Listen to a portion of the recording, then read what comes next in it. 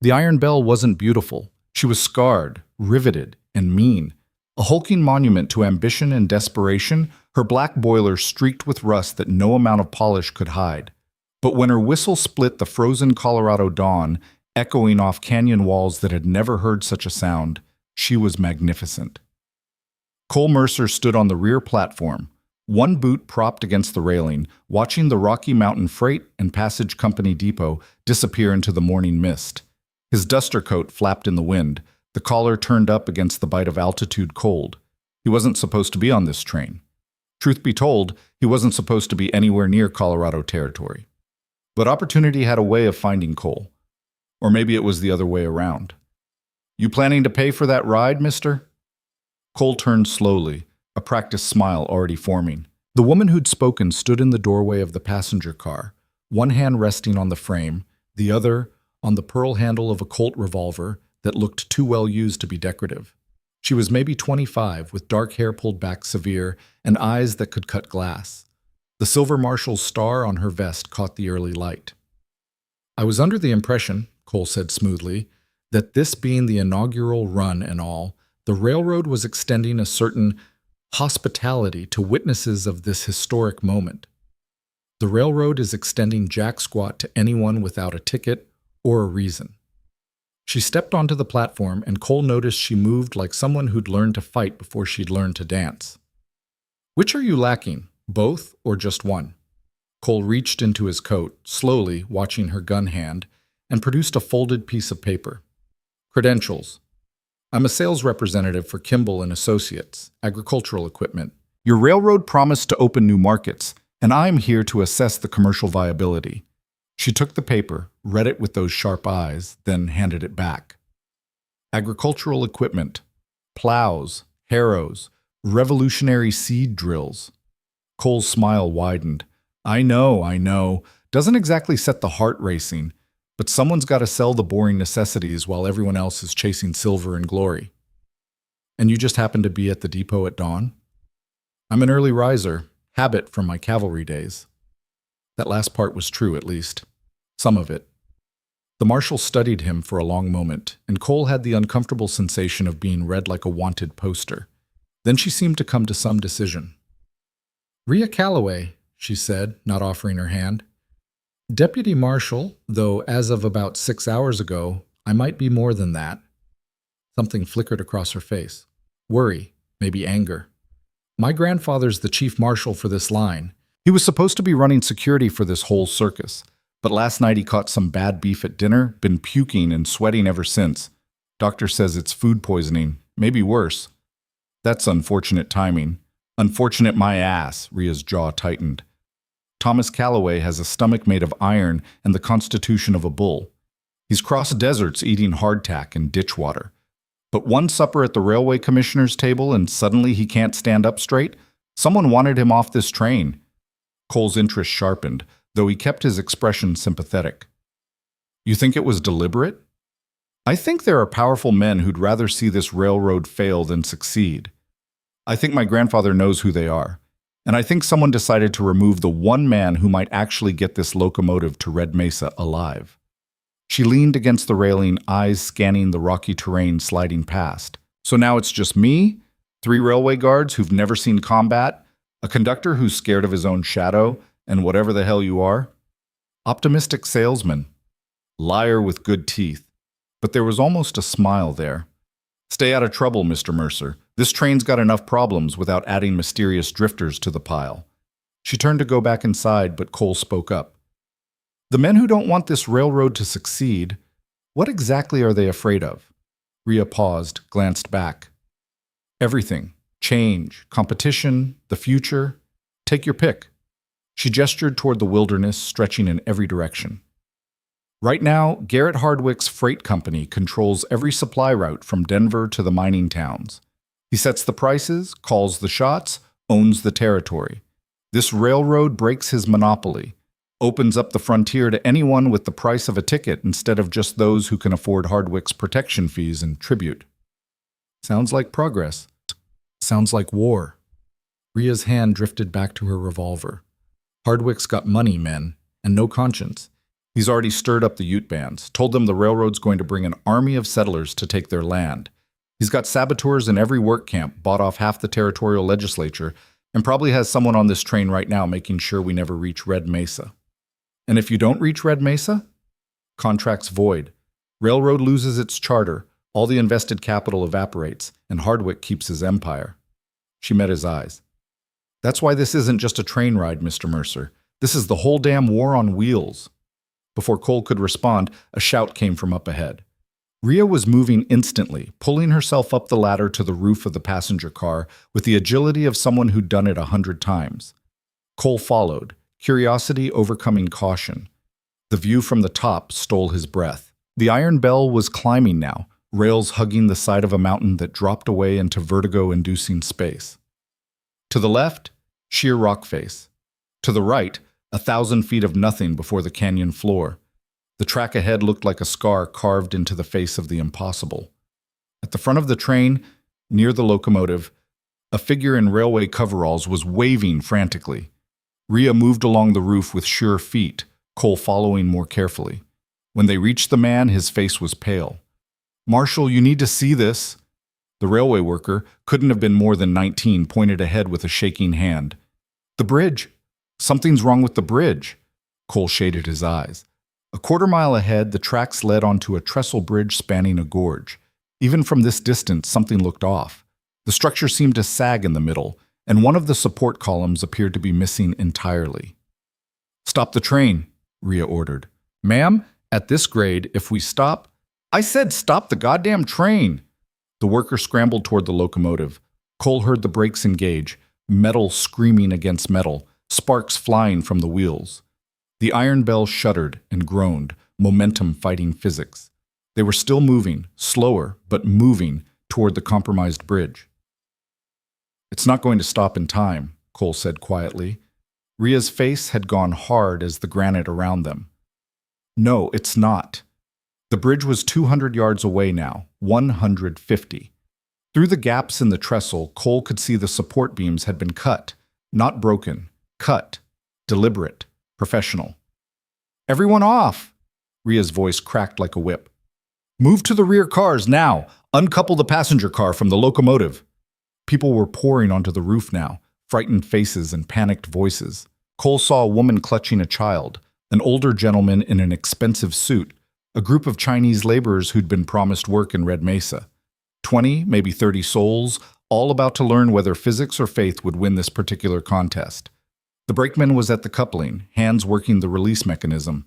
The bridge was 100 yards away. 75. "It's jammed!" the brakeman screamed. "The coupling won't release!" Cole was already moving. He slid down the ladder, landed hard on the platform between cars, and pushed the brakeman aside. The coupling was indeed stuck, but not jammed. Someone had driven a railroad spike through the release lever, jamming it in place. The spike was new, the metal still bright, 50 yards to the bridge. Cole pulled his knife, a wicked thing he'd carried since his cavalry days, and started prying at the spike. The metal bent, but held. Behind him, he could hear Rhea shouting orders, organizing an evacuation that they both knew couldn't happen in time. 40 yards. The spike came free. Cole's hands flew over the coupling mechanism, muscle memory from 100 train-hopping escapes guiding his fingers. The lever shifted, the coupling separated with a metallic clang, and suddenly the passenger car was decoupling from the locomotive. 30 yards. But they were still connected by the air brake line. Cole drew his knife across the rubber hose, and compressed air exploded in his face. The passenger car immediately began to slow, brakes engaging without the locomotive's forward pull. 20 yards. The Iron Belle, freed from the weight of the passenger car, lurched forward with renewed speed. Cole watched the locomotive barrel onto the bridge, heard the groan of stressed wood, saw the entire structure begin to collapse like a house of cards. Then Rhea's hand was on his collar, yanking him backward into the passenger car as the platform beneath his feet tilted and fell away. He tumbled through the doorway, rolled across the floor, and came to rest against a seat as the whole world seemed to shake apart. Through the window, Cole watched the impossible happen. The Iron Belle, all 1,000 tons of her, reached the center of the bridge just as the supports gave way. For one crystalline moment, the locomotive seemed to hang in midair, defying gravity through sheer momentum. Then she was falling, pulling rails and timber and dreams down into the gorge with a sound like the death of progress itself. The crash echoed off the canyon walls, metal screaming, wood splintering, and underneath it all, a terrible finality. Then silence, broken only by the settling of debris and the ragged breathing of the survivors.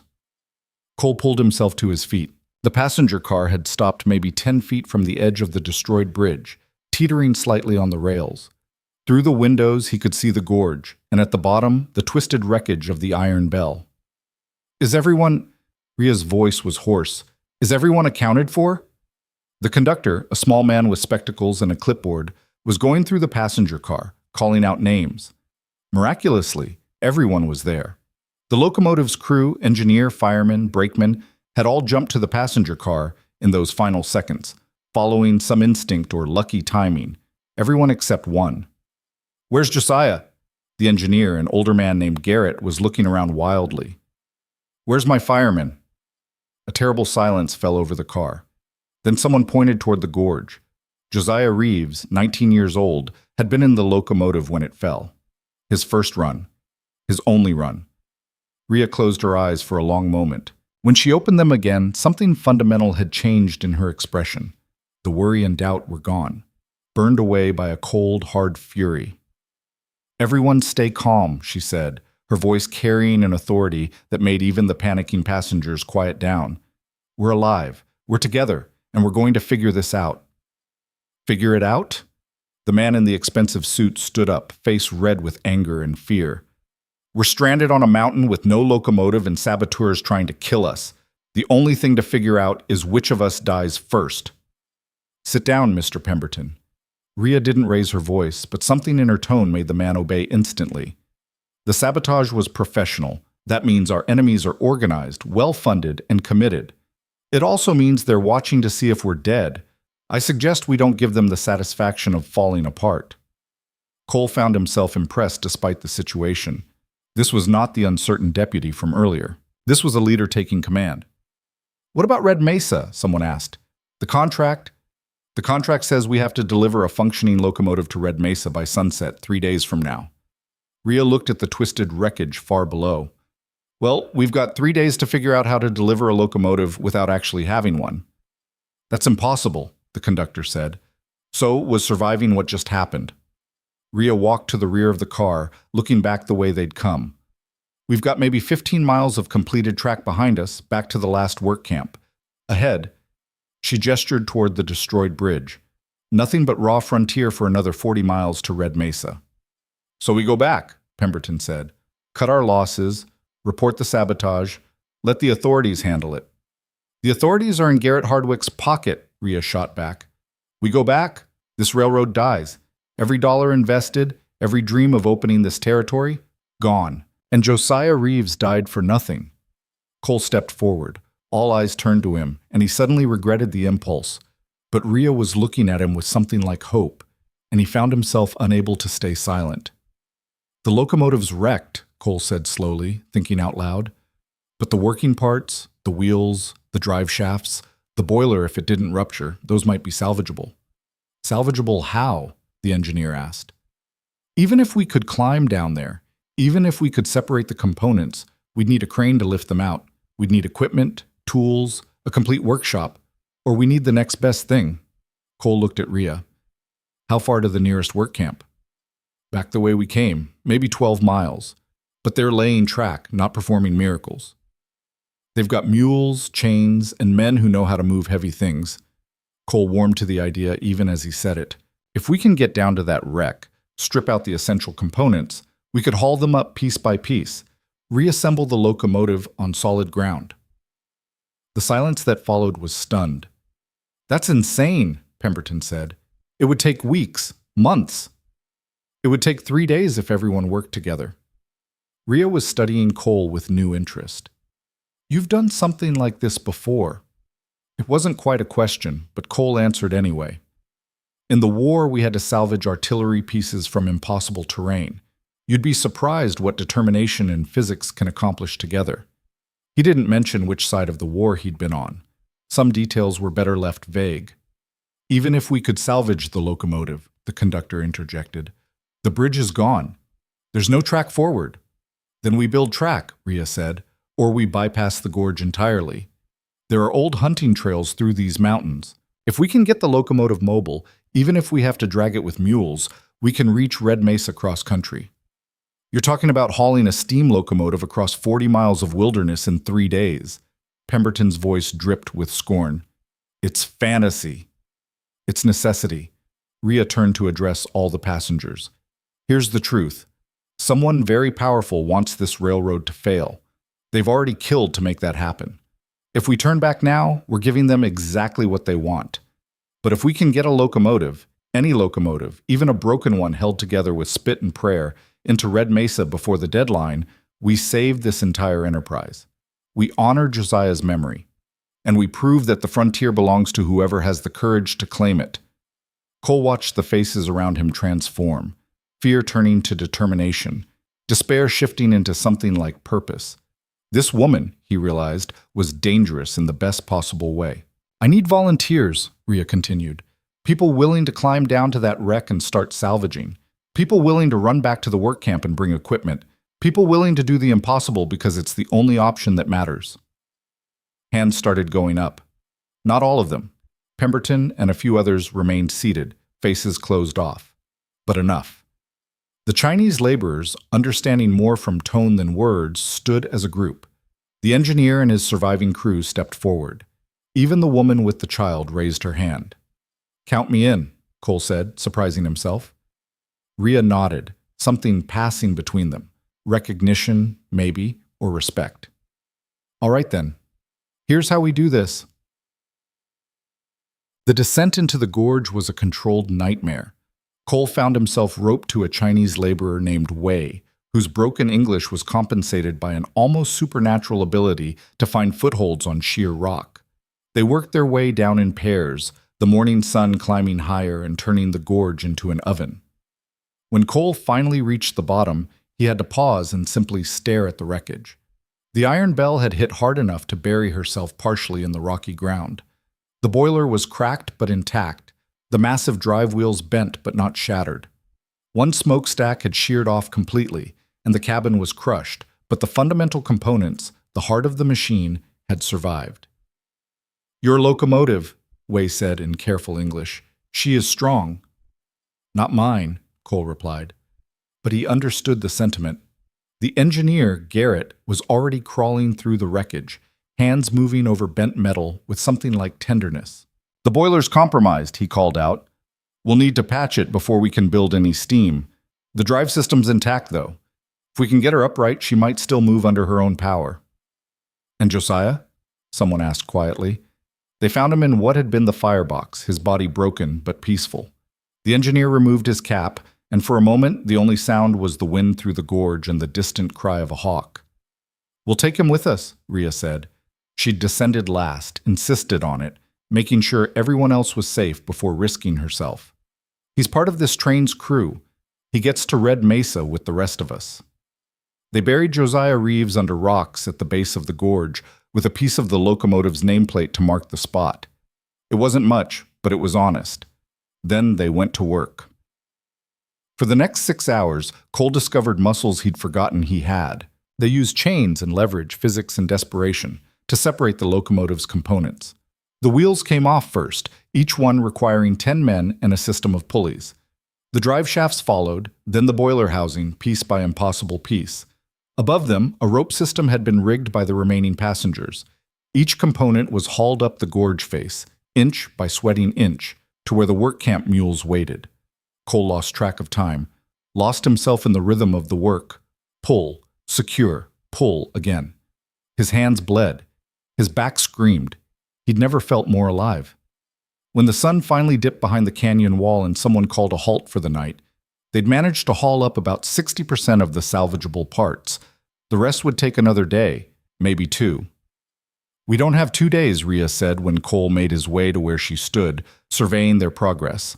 She had a map spread out on a flat rock, the corners held down by railroad spikes. Even working non-stop, we're looking at another full day of salvage.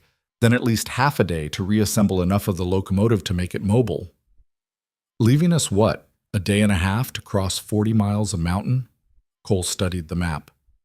What's the terrain like? Hostile. Rhea traced a line with her finger. There's an old trading route that skirts the worst of the peaks, drops down through a valley here, then climbs again to Red Mesa. The Ute bands use it sometimes, which means we might run into territorial disputes. Might? Rhea laughed, bitter. Hardwick's been feeding them lies about the railroad for months. If we run into a war party, there's about a 0% chance they'll let us pass peacefully. Cole studied the map in the failing light. There was something there, some pattern he couldn't quite see. These work camps, he said, pointing to marks along the planned route. They're not randomly placed. Supply depots, Rhea confirmed. Yes. The railroad built them as the survey crews pushed forward. Most are abandoned now, but some still have equipment, materials, and track. Cole felt excitement building. They'd have stored rails at each depot for the construction crews.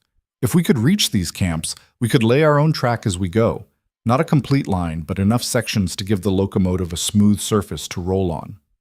Rhea looked at him with something like wonder. That's actually brilliant. Instead of dragging the locomotive over raw terrain, we'd be essentially leapfrogging, lay track, roll the locomotive forward, pick up the track behind us, lay it again ahead. It would still be slow as hell, but possible. Rhea straightened, and Cole saw the same fierce determination that had kept everyone working through the heat and exhaustion. We'd need to split up. A team to finish the salvage and reassembly. Another team to run ahead to the supply camps and start preparing the track sections. And a team to scout for trouble, Cole added, because I guarantee Hardwick's not just going to let us waltz through his territory. You volunteering for that last one? Cole met her eyes. In the dying light, they looked almost golden. I've been told I have a talent for finding trouble. Finding it or causing it. Bit of both, usually. A ghost of a smile crossed Rhea's face. Then it vanished, replaced by the marshal's mask she wore like armor. We'll start at first light, 3 teams, 3 missions, 1 deadline. She began rolling up the map. Get some sleep, Mercer. Tomorrow's going to make today look like a church social. But sleep proved elusive. Cole lay on the hard ground, staring up at stars so bright and numerous they seemed like holes punched in the fabric of night itself.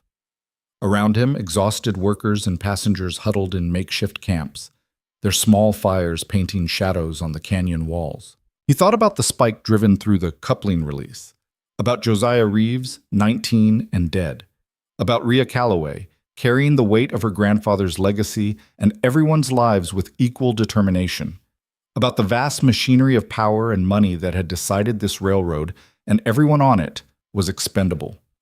Somewhere in the darkness, a coyote called. Another answered, the frontier speaking its ancient language, unconcerned with human ambition or desperation. Cole was almost asleep when he heard it, the subtle shift of gravel, the careful placement of a boot trying not to make sound. His hand moved to the knife at his belt even as he kept his breathing steady, eyes still closed. The footsteps came closer, paused. Cole was about to move when a voice spoke, barely above a whisper. I know you're awake, Mercer. Rhea. Cole opened his eyes to find her crouched a few feet away, silhouetted against the stars. Your breathing changed when I got close, she said. Military training? Something like that. Cole sat up slowly. Shouldn't you be sleeping? Tomorrow's going to be hell. Yes, I know. Rhea settled onto a rock, keeping her voice low enough not to wake the others. I can't sleep. Every time I close my eyes, I see that coupling release. Someone drove that spike in deliberately. Someone on this train. You think the saboteur's still with us? I think whoever Hardwick hired wouldn't quit just because their first attempt failed. Rhea's hand rested on her revolver, which means somewhere in those sleeping bags is someone waiting for another chance to kill us all. Cole considered this. So what are you doing out here talking to me instead of investigating? I am investigating. Rhea's eyes were unreadable in the darkness. Your papers are good, Mercer. Too good. The kind of quality forgery that costs real money.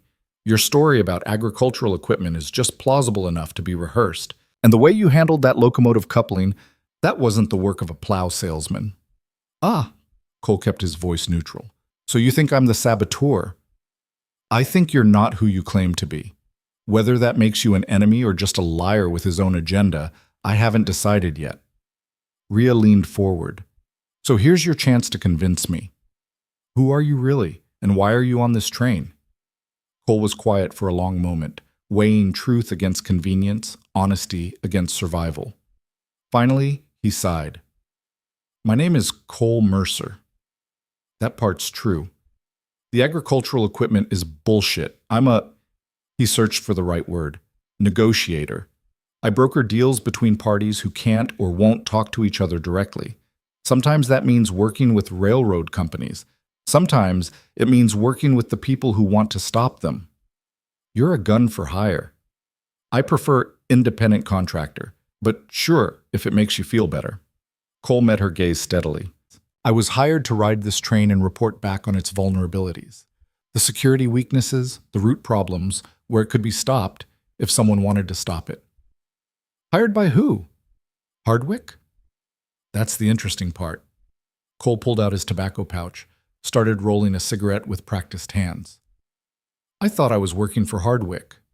Money came from one of his subsidiary companies anyway. But the instructions were strange. Don't interfere, just observe and report.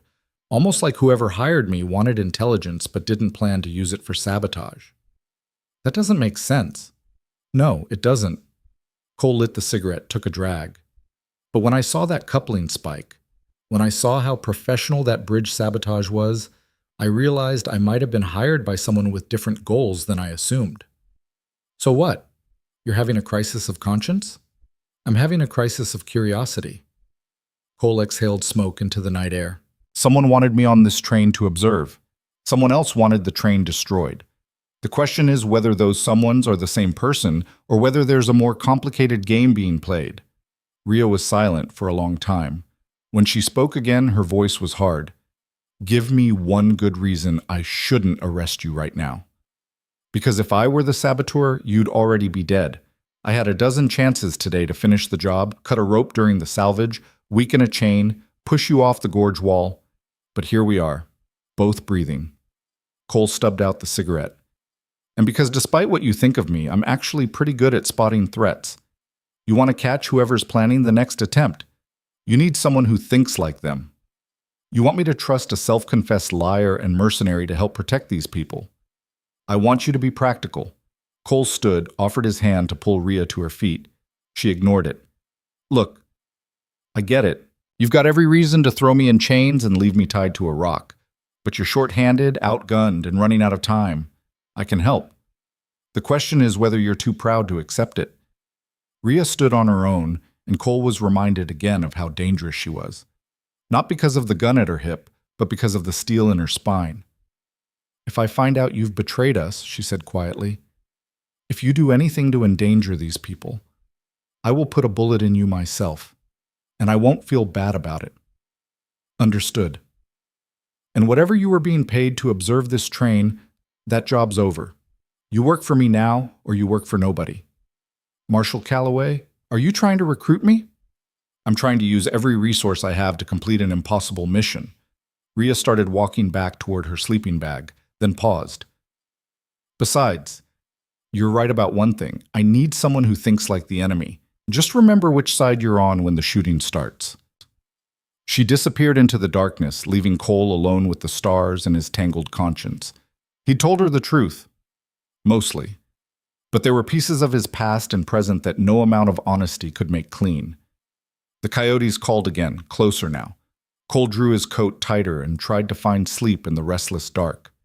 Dawn came fast and cold, turning the canyon into sharp relief. By the time the sun cleared the eastern peaks, teams were already forming. Rhea had organized with military precision, one group continuing the salvage work in the gorge, another preparing to run back to the nearest work camp for equipment and mules, a third, which included Cole, scouting the route ahead. Stay together, Rhea instructed the scout team. You're looking for three things: the condition of the old trading route, any signs of hostile activity, and the location of those supply depots. Mark the route as you go. Pile rocks, blaze trees, whatever works. We'll be following behind as soon as we get the locomotive mobile. Cole checked his rifle, a Winchester he'd borrowed from the train's arms locker. Way was part of the scout team, along with 2 of the railway guards and, surprisingly, Pemberton. I know the territory, Pemberton had explained when he volunteered. Spent 2 years surveying these mountains before I became a railroad investor. You'll need someone who can read the land.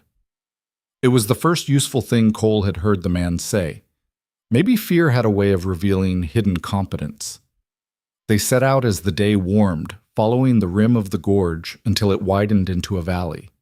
The trading route Rhea had described was there, barely, more memory than road, marked by occasional cairns and the ghost of wagon ruts from decades past.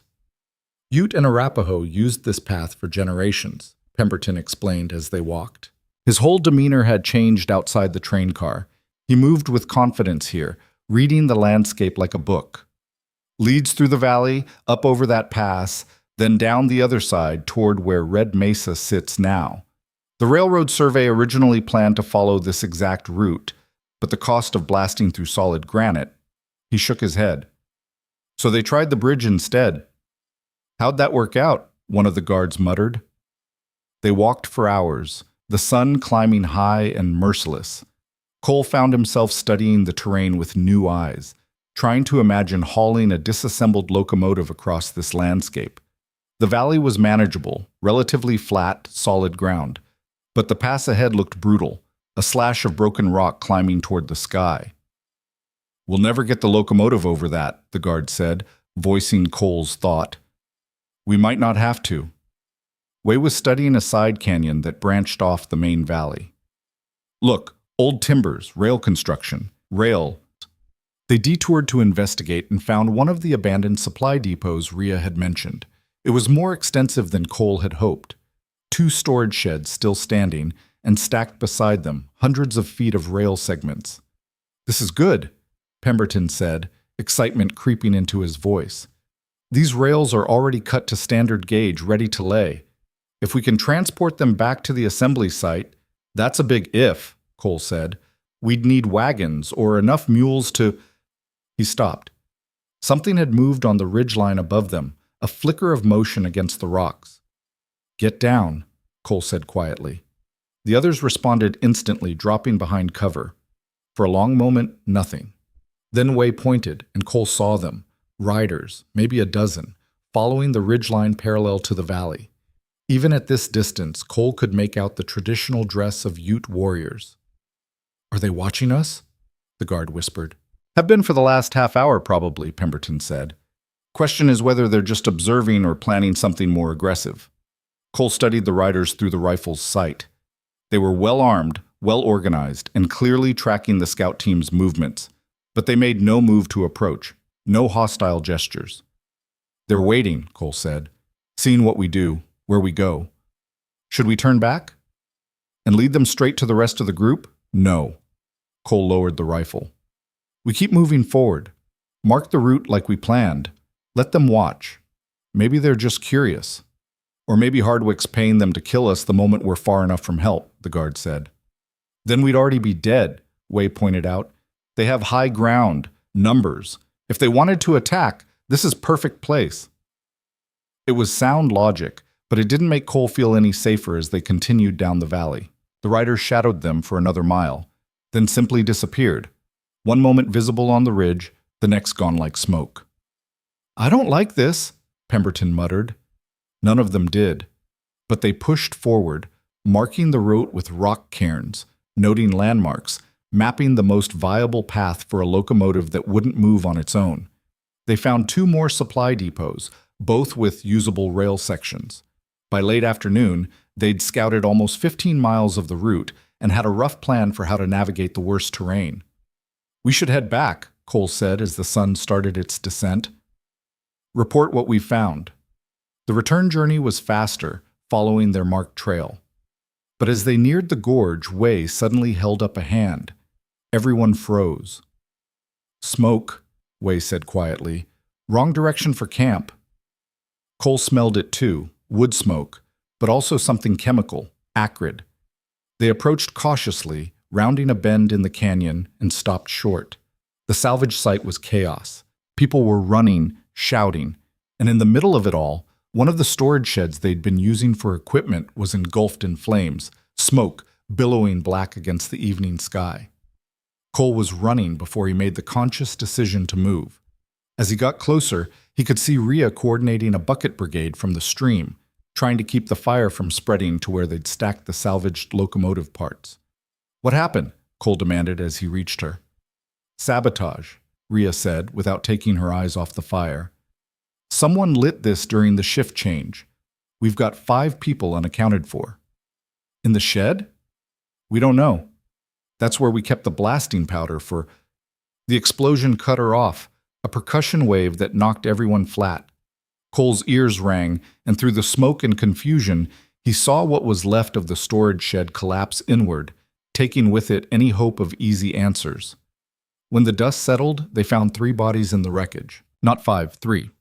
Which meant 2 people were still missing, and one of them, Rhea discovered after a quick head count, was the conductor with the clipboard and the frightened eyes. The other was a Chinese laborer named Chen, Wei's cousin.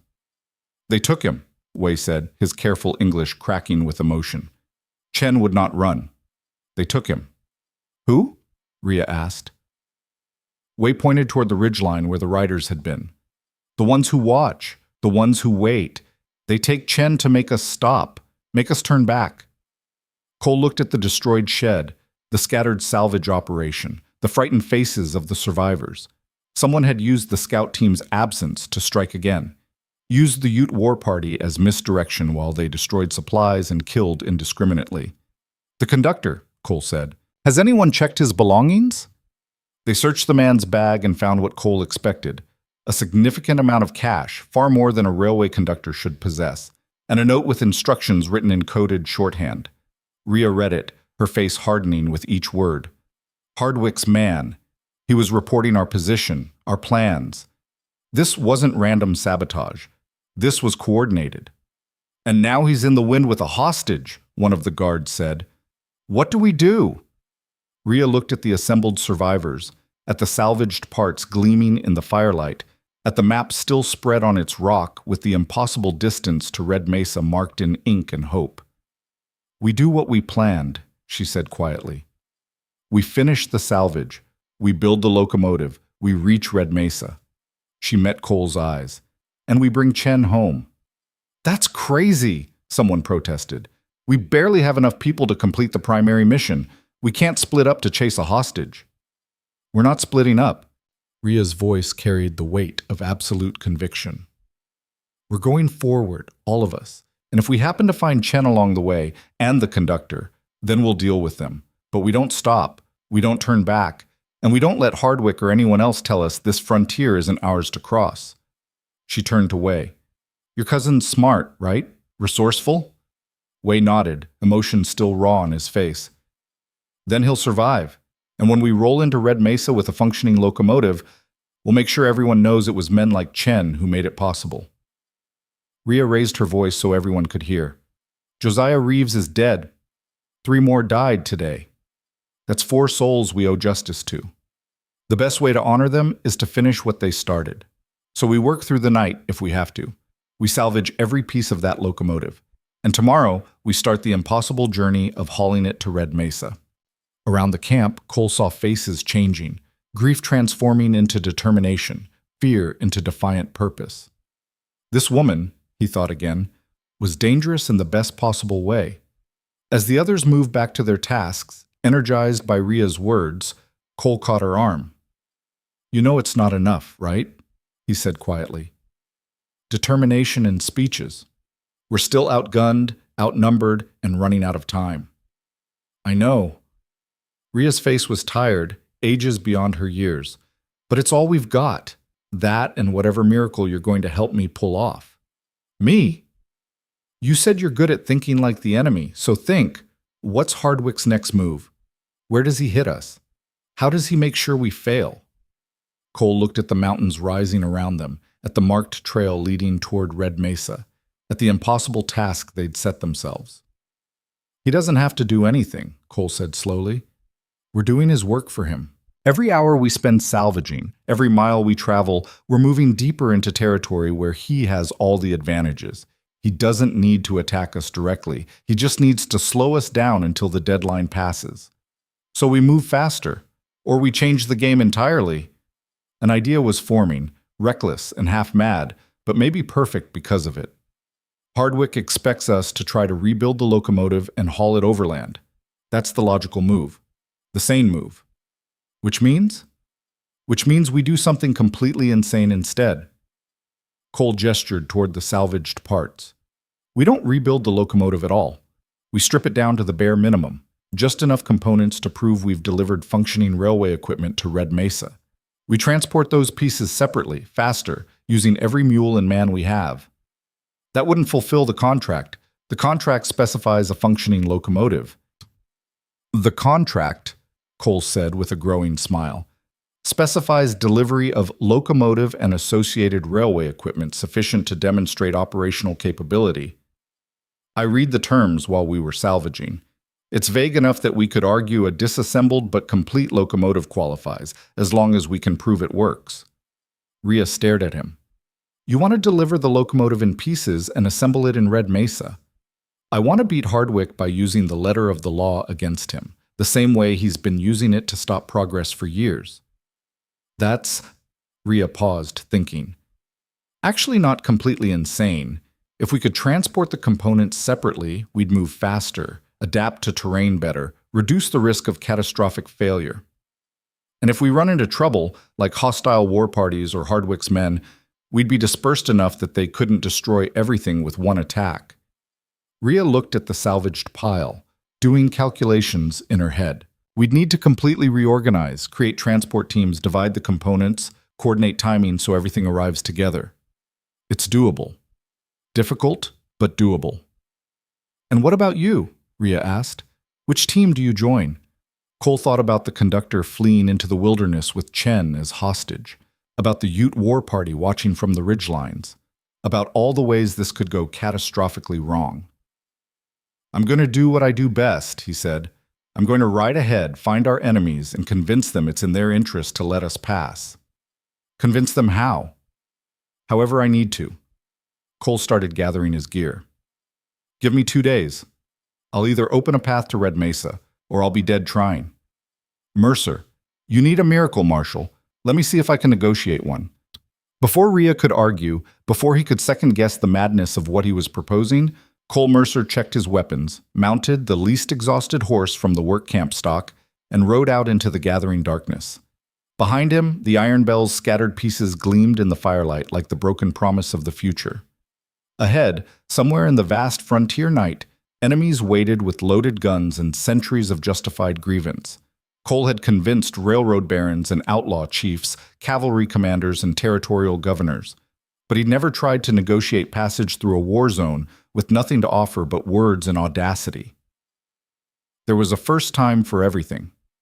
The last thing he saw as he rode into the wilderness was Rhea Calloway, standing at the edge of the firelight, watching him go with an expression that might have been hope or might have been the look you give a man already dead. Either way, the game had changed, and the race to Red Mesa had truly begun. The horse beneath Cole was mountain-bred and stubborn, which made them well-matched. 3 hours into the night ride, the animal still fought every direction change, as if personally offended by Cole's navigation choices. But the horse had good instincts. Twice it had shied away from loose scree that would have sent them both tumbling into darkness, and once it had frozen at the scent of something large and predatory moving through the trees. Cole let the animal pick its way along the ridgeline, trusting 4 legs over 2 in this terrain. The moon was a sliver, offering just enough light to distinguish rock from shadow. Below, the valley stretched out like a held breath, and somewhere in that darkness, the scattered survivors of the Iron Belle were reorganizing around Rhea's impossible plan. He hoped she was right. He hoped they could move fast enough, adapt quickly enough, survive long enough to make Red Mesa before the deadline. But hope was a luxury Cole had learned not to invest in too heavily. What he needed now was information, leverage, and a read on the players who'd turned this railroad run into a killing ground. The Ute war party was his first priority. They'd been watching, tracking, waiting for something. If they were simply Hardwick's hired guns, Cole was riding toward a bullet. But if their motivations were more complex, territorial, political, driven by something beyond money, then maybe there was room for negotiation. Of course, riding alone into a war camp to negotiate required either courage or stupidity, and Cole had never been entirely sure which category he fell into. The horse's ears pricked forward. Cole felt it before he saw it. The subtle shift in the air that meant human presence, the displacement of natural night sounds by careful silence. He was being watched again. "I know you're there," Cole called out in passable Ute, one of 6 indigenous languages he'd picked up during his years navigating the frontier. "I'm alone. Unarmed." The second part was a lie, but a diplomatic one. "I want to talk." For a long moment, nothing. Then a figure materialized from the rocks ahead, rifle pointed steadily at Cole's chest. The warrior was young, maybe 20, with traditional paint marking his face, and a look that suggested he'd be perfectly comfortable shooting first and investigating the body later. "You speak the people's language poorly," the warrior said in English that was better than Cole's Ute. "I'm working on it.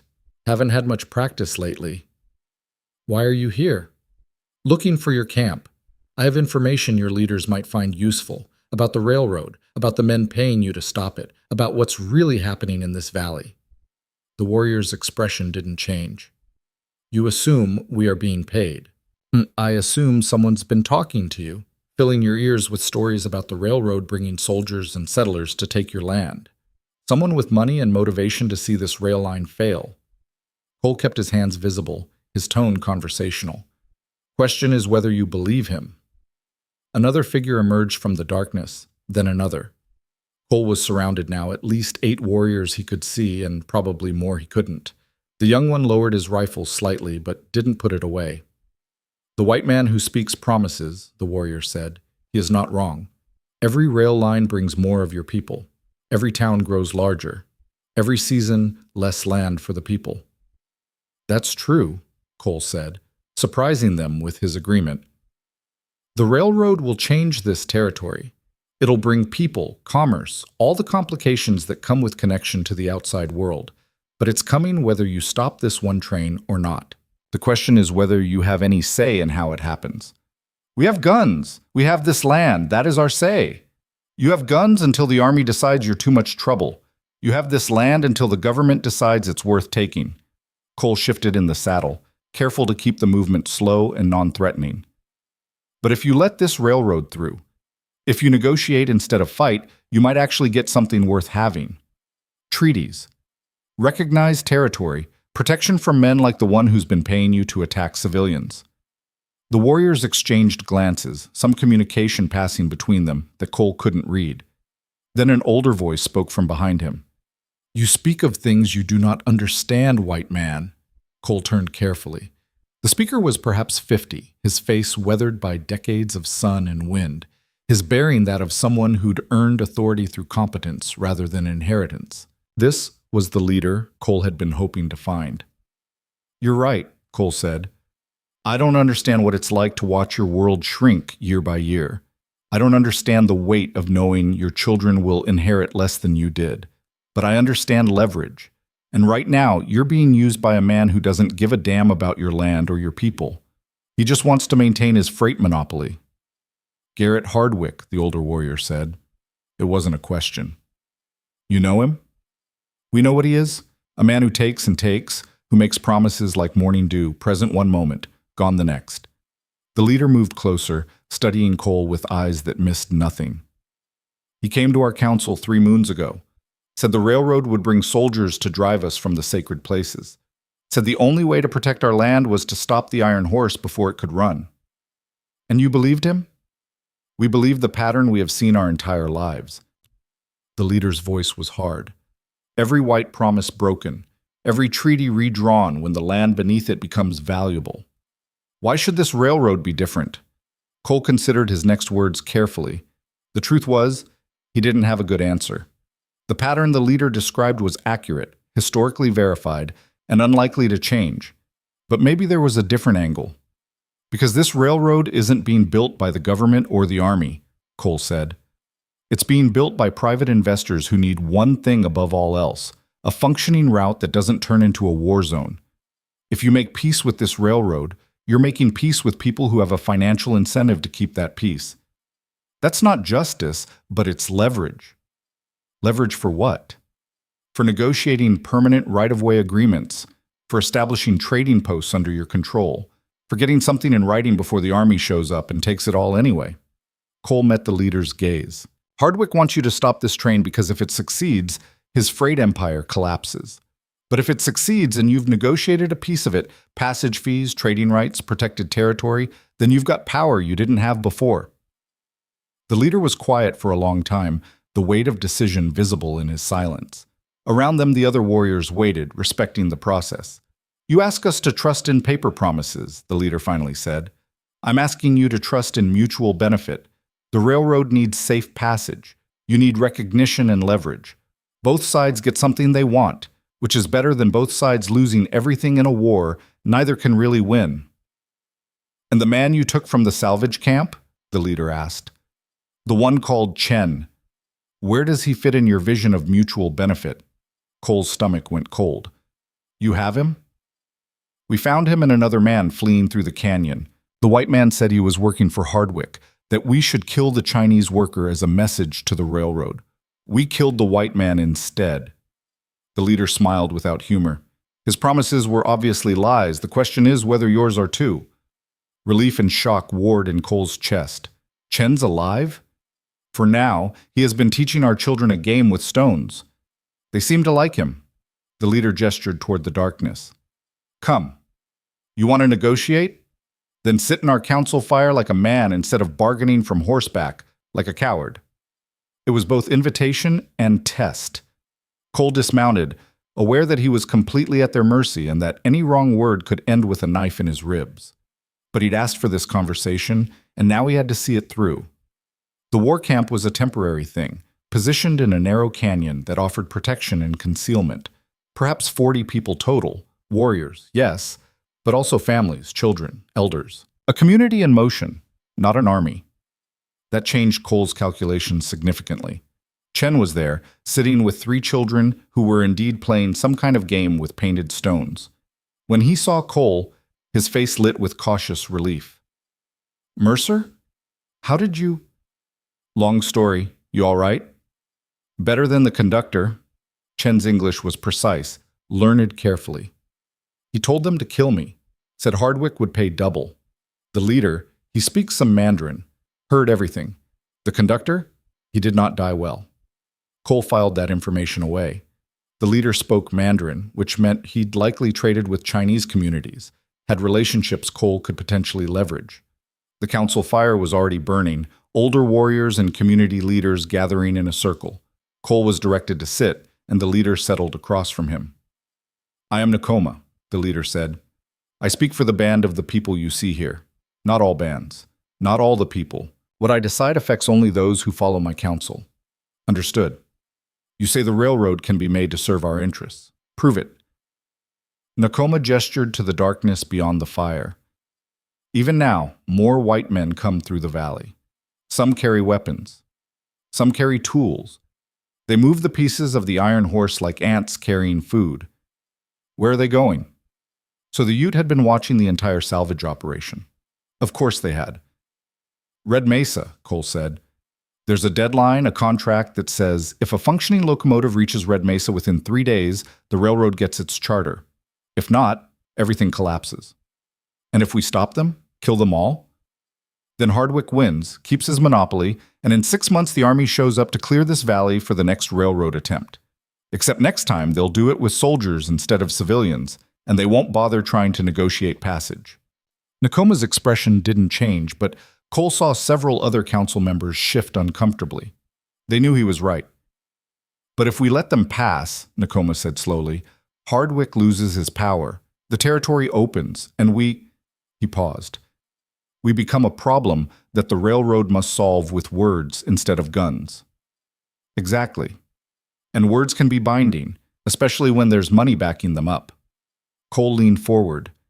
"The people moving those locomotive parts through your valley right now, they're not soldiers or settlers. They're workers, investors, dreamers trying to build something. Most of them would be perfectly happy to pay passage fees, to establish trading relationships, to avoid bloodshed if possible. Most is not all. No, Cole admitted. There are always men like Hardwick who see peace as weakness and negotiation as surrender. But if you can establish a precedent here, safe passage in exchange for recognized rights, that becomes harder to break later. One of the older council members spoke up, his ute too rapid for Cole to follow completely. Nakoma listened, then translated.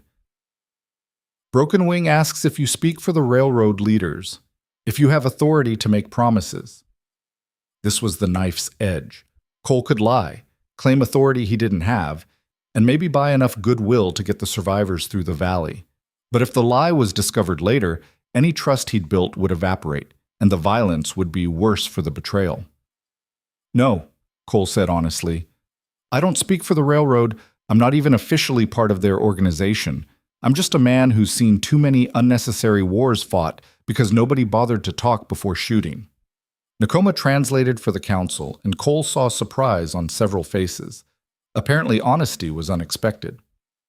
But, Cole continued, the woman leading that salvage operation, Marshal Rhea Calloway, she does have authority. She's the granddaughter of the chief security marshal, and she's been given emergency powers to do whatever's necessary to complete this mission.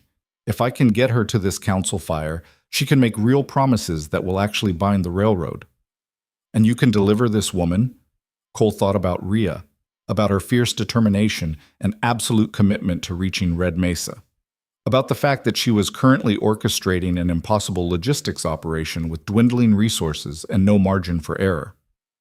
I can try, he said, but it'll take time we don't really have, and it'll mean trusting that you won't kill us both the moment she arrives.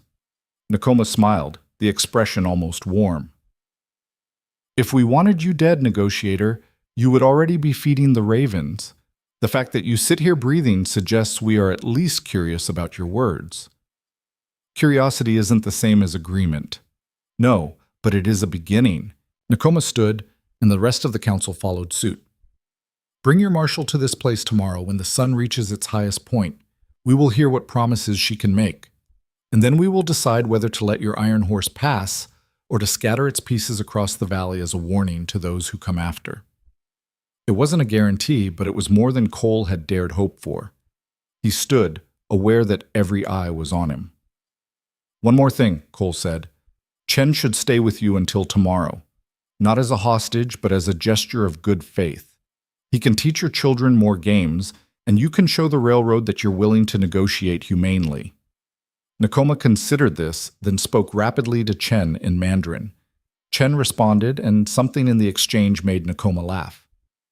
He says he would be honored to stay, but that his cousin Wei will want proof he lives.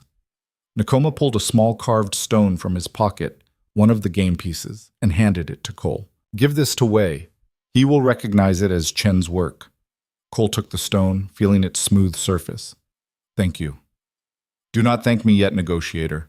We have agreed to talk, nothing more. If your marshal's promises are empty or her word proves weak, this valley will run red with railroad blood. Nakoma's expression hardened. We have been lied to too many times to accept more lies with patience. Understood. 2 warriors escorted Cole back to his horse, a formality that was also a clear dismissal. As he mounted and prepared to ride back toward the salvage camp, Chen called out, Mercer, tell Wei I am unharmed. Tell him, Chen paused, searching for words. Tell him our grandmother's favorite saying. He will understand. Cole nodded, filed it away with everything else, and urged the horse back into the darkness. The ride back seemed shorter, his mind racing with everything he'd learned and everything he still needed to accomplish. The salvage camp came into view as dawn began painting the eastern sky. Cole had been riding all night, and exhaustion sat heavy in his bones. But there was no time for rest. Rhea saw him coming and met him at the edge of camp, her face a mixture of relief and anger. You're alive, she said. Disappointed? Undecided, but her eyes softened slightly. What did you find? Opportunity, if we're smart. Risk, if we're not. Cole dismounted, his legs protesting. The Ute War Party has Chen. He's alive, unharmed, teaching their children games. The conductor's dead. He tried to get them to kill Chen as a message to us, and they killed him instead. Rhea absorbed this. So they're not working for Hardwick? They were, briefly, but Nakoma, that's their leader. He's smart enough to see through Hardwick's manipulation. He knows letting the railroad succeed might actually give his people leverage they don't currently have. Cole handed her the carved stone. For Wei, proof Chen's alive. And what does Nakoma want in exchange for safe passage? He wants you. Rhea raised an eyebrow. Excuse me? He wants to meet with the person who has actual authority to make binding promises. That's you. High noon tomorrow, at their camp. Cole met her gaze. It's a chance to negotiate safe passage through the valley, maybe even get active help moving the locomotive components. But it's also a risk. If he decides our promises are worthless, we might not leave that meeting alive. So we could gain crucial allies or walk into an execution. Wonderful. Rhea looked toward the organized chaos of the salvage operation. Teams were already moving, carrying components, organizing transport. I can't leave, not now. We're in the middle of the most critical logistics operation in this entire disaster. Then delegate. Find someone you trust to oversee the operation for a few hours. Cole gestured toward the ridgeline. Rhea, if Nakoma decides to attack instead of negotiate, none of this matters. They can hit your transport teams piecemeal, destroy the components, and turn this valley into a killing ground. But if we can secure an alliance, we gain protected passage, local knowledge of the terrain, and potentially help we desperately need. Rhea was thinking out loud, weighing variables. Who do we have that I can trust to run this operation? Garrett, Cole suggested. The engineer. He knows the components, understands what needs to go where, and he's been solid under pressure. Garrett's 60 years old and just lost his fireman, which means he understands the stakes better than anyone.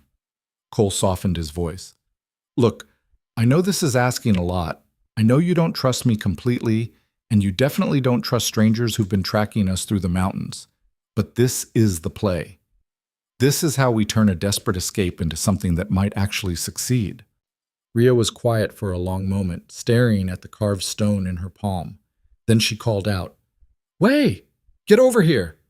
Chinese laborer jogged over, his face still showing the strain of his cousin's absence. When Rhea handed him the stone, his expression transformed. Chen, Wei breathed. He makes these for his daughter. This is his work. He looked up, eyes bright. He lives? He lives, Cole confirmed. He's with the Ute band, unharmed, teaching their children games. The leader, Nakoma, wants to negotiate with us. Wei clutched the stone like a talisman. Then we negotiate. We get Chen back. We make peace. It might not be that simple, Rhea warned, but we're going to try. She turned to Cole. All right, I'll come to the meeting, but we do this smart. We bring backup positioned at a distance, close enough to intervene if things go bad, far enough not to appear threatening. Nakoma will know they're there. I'm counting on it. Shows we're cautious but not aggressive. That we take the meeting seriously but aren't stupid enough to walk in defenseless. Rhea's tactical mind was already working through scenarios. We leave before dawn tomorrow, approach from the south so we can survey the camp location before committing, and we bring something to trade, not a bribe, but a gesture of good faith. Like what? Rhea smiled, sharp and calculating. Information. Nakoma thinks Hardwick's been using him. We can prove it. Give him documentation showing Hardwick's been paying other bands to attack his people's territory, trying to start intertribal conflicts while blaming the railroad. Make Nakoma understand he's not just being used, he's being set up. Cole felt a surge of respect. You have that documentation? My grandfather did. He was gathering evidence of Hardwick's interference for weeks before someone poisoned him. I've been carrying his investigation notes in my saddlebag. Rhea's jaw tightened. Hardwick's been playing a longer game than just stopping one train. He's been trying to destabilize the entire region so the government has to step in with military force. Once that happens, he gets lucrative army contracts, land seizures he can buy up cheap, and complete control of the territory. And Nakoma becomes collateral damage. Exactly. But if we can show him the bigger picture, prove that his real enemy isn't the railroad but the man who's been manipulating him, Rhea trailed off, the implications clear. Enemy of my enemy, Cole finished. Might not make him a friend, but it could make him neutral. And neutral is good enough if it gets us through the valley alive. They spent the rest of the day preparing. Rhea briefed Garrett on the transport operation, walking him through every detail of how the locomotive components needed to be moved, what route to take, where the supply depots waited with rail sections. The old engineer listened carefully, asked smart questions, and accepted the responsibility with a gravity that suggested he understood what failure would mean. Way volunteered to be part of the backup team for the council meeting, insisting he needed to be close in case something went wrong. Rhea tried to argue, but Wei was immovable. Chen is family, he said simply. Family does not hide when family is in danger. 2 of the railway guards completed the backup team, men who'd proven steady under fire and smart enough to follow orders. They'd positioned themselves on the ridge overlooking the Ute camp, out of direct line of sight, but close enough to provide covering fire if the negotiation turned violent. As the sun set on the day before the meeting, Cole found himself standing at the edge of camp, watching the organized chaos of the transport operation. Teams were loading locomotive components onto makeshift sledges pulled by mules. The boiler cut into manageable sections, the drive wheels wrapped in canvas to protect the mechanisms, the control systems, the brake assemblies, the 1,000 pieces of engineering that somehow added up to forward motion. It's insane, Rhea said, appearing beside him. Looking at it like this, scattered across 50 yards of canyon, divided into pieces, being hauled by animals like we're in the previous century. It's completely insane. Insane is kind of our specialty at this point. I guess so. Rhea was quiet for a moment. You think Nakoma will agree? Really agree, not just pretend until he can stab us in the back? Cole considered the question honestly. I think he'll agree if he believes we're offering something more valuable than Hardwick's money. The trick is making sure he believes it. And if he doesn't, then we run like hell and hope the backup team is paying attention. Rhea laughed, surprising them both. You know, for a self-confessed liar and mercenary, you've turned out to be halfway decent company in a crisis. Don't spread that around. I've got a reputation to maintain. Too late. I saw you cut that coupling release. Saw you risk your neck to save strangers you had no obligation to protect. Rhea turned to face him fully. Whatever you were when you got on this train, Mercer, you're not that anymore. This journey's changed you, whether you want to admit it or not. Cole wanted to argue, to maintain the careful distance he'd always kept between himself and the people whose lives intersected with his. But standing there in the fading light, watching impossible odds being faced with impossible determination, he couldn't quite find the words to deny her. Maybe, he said instead, or maybe I'm just tired of watching good people die for bad men's profits. That'll do, Rhea said softly. Then, with forced brightness, get some sleep. Tomorrow, we either make history or become it. Sleep came hard and left early. Cole was awake before dawn, checking weapons by starlight, reviewing everything he knew about Ute customs and negotiation protocols. Rhea appeared as the sky began to lighten, her marshal's star polished, and her grandfather's investigation notes tucked in a waterproof case. They rode out as the camp stirred to life behind them, Wei and the 2 guards following at a discreet distance. The valley was quiet except for the wind and the distant cry of hunting birds. Cole led them along the route he'd memorized from his nighttime journey, watching for signs of surveillance. They were being watched, of course. Cole spotted at least 3 lookout positions on the route to Nakoma's camp, but no one interfered, no shots rang out. The fact that they were allowed to approach unmolested suggested Nakoma was honoring the agreement to talk. The camp came into view as the sun climbed toward its zenith. From a distance, it looked peaceful, cooking fires sending up thin smoke, children playing, the rhythms of normal life. Only when you looked closer did you see the sentries, the weapons, the careful positioning that could turn the camp into a defensive fortress in seconds. Nakoma met them at the camp's edge, flanked by the same council members from the previous night. Chen was there too, standing with the children but watching the proceedings with obvious interest. Marshal Calloway, Nakoma said in careful English, the negotiator speaks of you with respect. He says you have authority to make promises. I do, Rhea replied, her voice steady, and I've come prepared to prove it. She dismounted, handed her reins to Cole, and approached Nakoma with the waterproof case. Before we talk about the future, you should understand the present.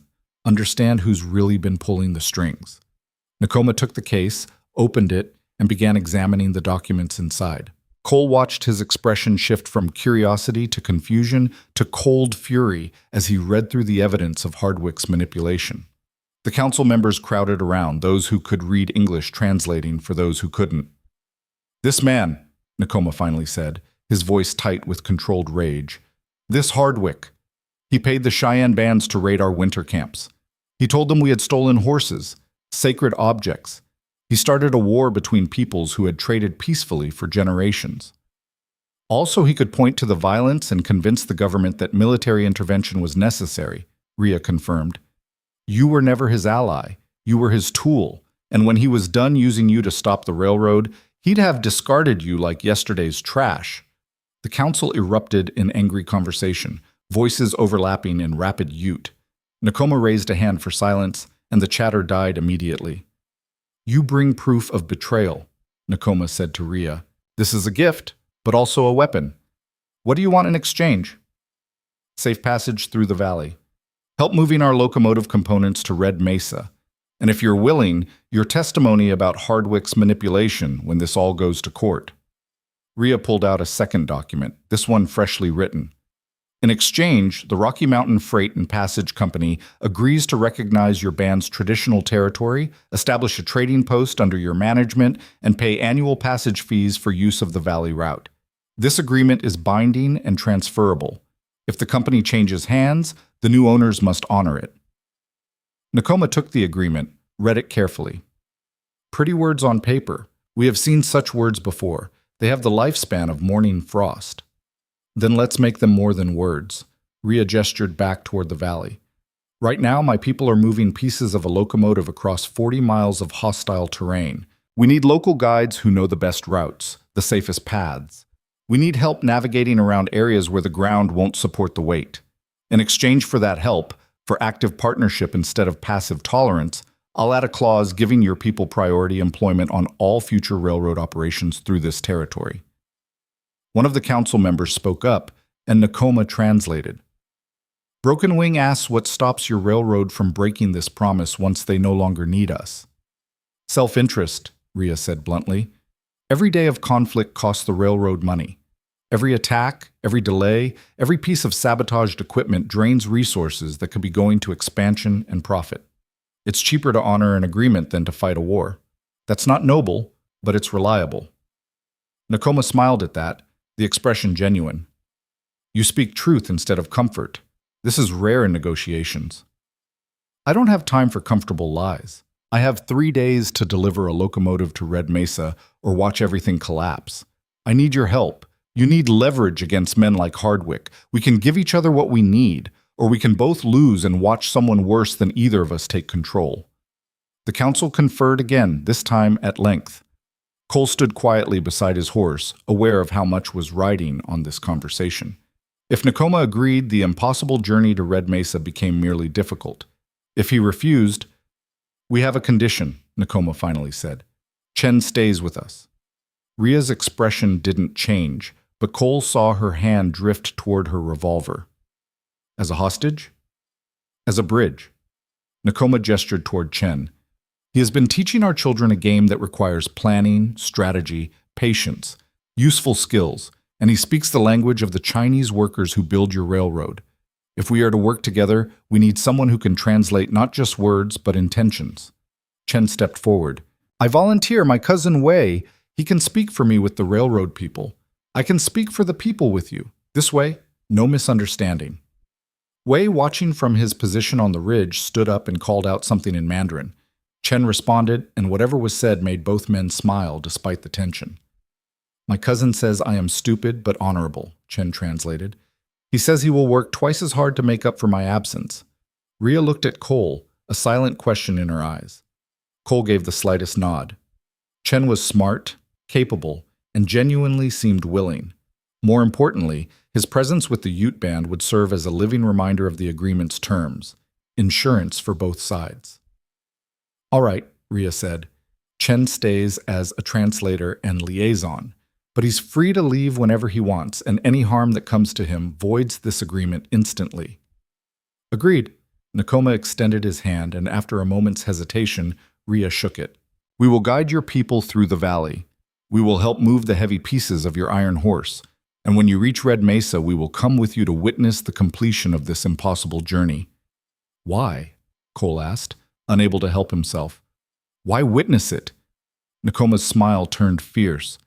Because when Hardwick sees that we helped instead of hindered, when he realizes his manipulation failed completely, I want to watch his face. I want him to know that the people cannot be used and discarded like tools. It was revenge disguised as partnership, but Cole understood the impulse. Sometimes the sweetest victories were the ones that made your enemies realize they'd beaten themselves. The ride back to the salvage camp felt different, lighter somehow, despite the weight of everything still to be done.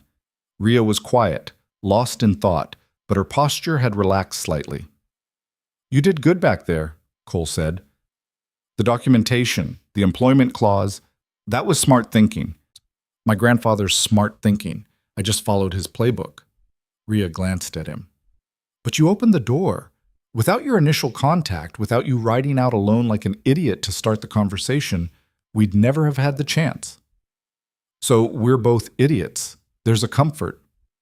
When they reached the camp, they found organized chaos had transformed into efficient motion.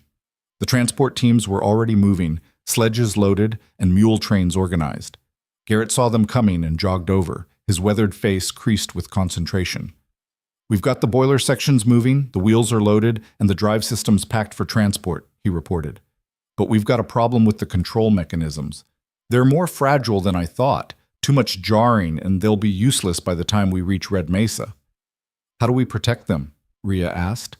We need suspension, springs, shock absorption, something to cushion the components during transport. Garrett gestured toward the assembled sledges. Right now we've got solid platforms. They're strong, but they transmit every bump and impact directly to the cargo. Cole thought back to the supply depots they'd scouted, trying to remember what materials had been stored there. The depot about 8 miles north had leather goods, didn't it? Harnesses, straps? And the one to the west had straw bales for the mules, Rhea added, catching on. We could create a suspension system using layered leather and straw, absorb the impacts. It'll slow us down, Garrett warned. We'll need to stop at both depots, spend time rigging the suspension. Time we don't have, Rhea acknowledged. But better to arrive slow with working components than fast with scrap metal. She raised her voice so the whole camp could hear. New plan. We're splitting into 3 groups. Fast team takes the wheels and heavy components straight toward Red Mesa using the marked route. Suspension team detours to the supply depots, rigs protection for the delicate systems, then catches up. And we've got guides coming, local help, who know the terrain better than any of us. Local help? Someone asked skeptically. The Ute band we thought was trying to kill us. Turns out they're willing to negotiate. Rhea's smile was sharp. Hardwick made the mistake of assuming everyone could be bought or manipulated. He was wrong, and now his enemies are becoming our allies. The announcement sent a ripple through the camp, surprise, relief, cautious optimism. Wei stepped forward, his voice carrying clearly. My cousin Chen, he stays with the Ute people. He helps us understand each other. He makes sure everyone keeps promises. Wei's English grew more forceful. We trust him. We trust this agreement. We work together. We reach Red Mesa together. It wasn't a rousing speech, but it was honest and heartfelt, and that mattered more than eloquence. Cole watched the faces around him shift from skepticism to tentative acceptance. By midday, the first Ute guides arrived. Nakoma had sent 5 of his best scouts, each one familiar with every trail and shortcut in the valley. They assessed the loaded sledges with professional eyes, suggested minor adjustments to weight distribution, and pointed out a route that would cut almost 3 miles off the journey to Red Mesa. This path, one of the scouts explained through Chen, who'd returned briefly to facilitate introductions. It was used by our grandmothers when they moved camps. The ground is solid, the grade is gentle. Your iron horse pieces will move faster here. The transformation was immediate. What had been a desperate scramble became a coordinated operation.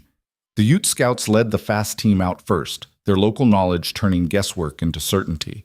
The suspension team, which included Cole and two of the railway guards, headed toward the nearest supply depot. Rhea stayed with the main group, coordinating the movements and keeping everyone focused on the deadline that loomed like a knife. Before Cole left with the suspension team, she pulled him aside. "If this works," she said quietly, "if we actually pull this off—" "When we pull this off," Cole corrected. "When?" Rhea conceded. "When we reach Red Mesa with a functioning locomotive, Hardwick's going to lose everything. His freight monopoly, his political influence, maybe even his freedom if we can prove he was behind the sabotage and murder. And you're worried he won't go quietly." "I'm worried he'll get desperate. Desperate men do desperate things." Rhea's hand rested on her marshal's star. "Watch your back out there, Mercer. We're too close to success for you to get killed now." "I'll try to contain my disappointment at your concern," but Rhea's expression was serious. "I mean it. You've become important to this operation. That's all." Cole understood what she wasn't saying, what neither of them could afford to acknowledge while survival was still uncertain. "I'll be careful," he promised, "and you do the same. Hardwick's not the only threat. There's still a saboteur somewhere in our group who hasn't been caught. The conductor's dead." "The conductor was caught. Doesn't mean he was working alone." Cole met her eyes. "Trust your instincts. If something feels wrong, it probably is." They parted without further words, each heading toward their separate impossible tasks. The suspension team made good time to the first supply depot, where they found exactly what they needed: bales of straw and thick leather harness straps abandoned by construction crews. Working quickly, they designed a suspension system that would cradle the delicate control mechanisms. Leather straps were woven into a lattice, straw was compressed into shock-absorbing layers, and the whole assembly was secured to a reinforced sledge. It wasn't pretty, but when they tested it over rough ground, the cushioning effect was obvious. "This'll work," one of the guards said with satisfaction. "The components will survive the journey." They loaded the control systems onto the suspended sledges and prepared to continue when Cole noticed something wrong. The depot's storage shed door was ajar, and he distinctly remembered it being closed when they'd arrived. "Stay here," he told the others, drawing his revolver. The shed was dark inside, smelling of old wood and metal. Cole's eyes adjusted slowly, revealing stacked supplies and equipment. Nothing moved. Nothing seemed out of place. But something was wrong. Some detail his subconscious had caught before his conscious mind processed it. Then he saw it. Fresh boot prints in the dust. Multiple sets, recent enough that the edges hadn't settled yet. Someone had been here. And recently. Cole backed out of the shed carefully, scanning the surrounding terrain. There, movement on the ridge to the east. Sunlight glinting off metal. "Get down!" he shouted. The rifle shot came a heartbeat later, slamming into the sledge where Cole had been standing. The guards responded immediately, taking cover and returning fire toward the ridge. But they were exposed, pinned down by an enemy with the high ground. "How many?" one of the guards called out. "At least 3 shooters, maybe more." Cole fired toward a muzzle flash, more to suppress than to hit. "They've got us bracketed. We stay here. We're dead." More shots rang out, methodically precise. These weren't random outlaws. This was professional work. Hardwick's men, probably, sent to stop any team that tried to transport the locomotive components. "We need to move!" the other guard yelled. "Back the way we came!" But Cole shook his head. Retreating meant abandoning the suspended sledges, losing the control mechanisms, and failing the mission. Forward meant running a gauntlet of rifle fire with almost no cover. "Third option," Cole said, an idea forming. "We give them a different target." He explained quickly, and the guard's expression shifted from panic to grim determination. It was a long shot, literally, but it was their only play. Cole grabbed one of the empty sledges, the one they'd been planning to abandon. He piled it with straw bales and equipment to create a bulky silhouette, then tied off the mule's reins so the animal would run straight ahead when spooked. "On 3, Cole said. 1, 2, 3. He slapped the mule hard, and the animal bolted forward, pulling the decoy sledge directly toward the ridge where the shooters were positioned. The riflemen responded immediately, concentrating their fire on the moving target. In those crucial seconds while the enemy was distracted, Cole and the guards grabbed the real sledges, the ones with the suspended control mechanisms, and sprinted in the opposite direction, using the depot building as cover. Bullets kicked up dust around their feet, but they were moving fast and erratically. One of the guards took a round in the shoulder but kept running, his face twisted with pain and determination. They made it to an outcropping of boulders maybe 50 yards from the depot and dove behind cover just as the decoy sledge finally crashed and the shooting intensified. "How bad?" Cole asked the wounded guard. "Through and through. I'll live." The guard was already wrapping the wound with a strip of torn shirt. "But we're still pinned down. They'll flank us soon as they realize we're not on that sledge." Cole risked a glance around the boulder. The shooters were repositioning, spreading out to encircle the outcropping. Professional tactics, professional timing. This was going to get ugly fast. Then, from somewhere to the north, came the distinct sound of multiple rifles firing in coordinated volleys. The ambushers on the ridge suddenly had problems of their own. They were being shot at from behind. The Ute scouts burst from cover along the northern ridge, their rifles speaking with precise fury. They'd been shadowing the suspension team, Cole realized, watching from a distance. When the ambush started, they'd moved to intervene. The fight was brief and brutal. Hardwick's men found themselves caught between the scouts on the high ground and Cole's group behind the rocks. Two of the ambushers went down in the first volley. The others broke and ran, survival instinct overcoming tactical discipline.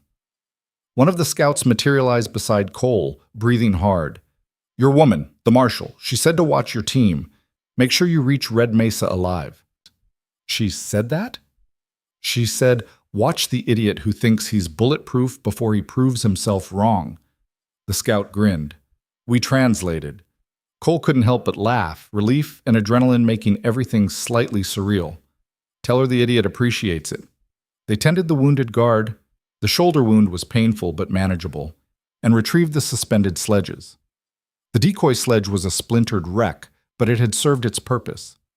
They'd survived, kept the components intact, and learned a valuable lesson about Hardwick's reach. The man wasn't just trying to stop them. He was hunting them actively, sending killers to eliminate specific teams before they could complete their tasks. Which meant the other teams, the fast team with the heavy components, the main group with Rhea, were also targets, and they might not have Ute scouts to save them. "We need to move faster," Cole said.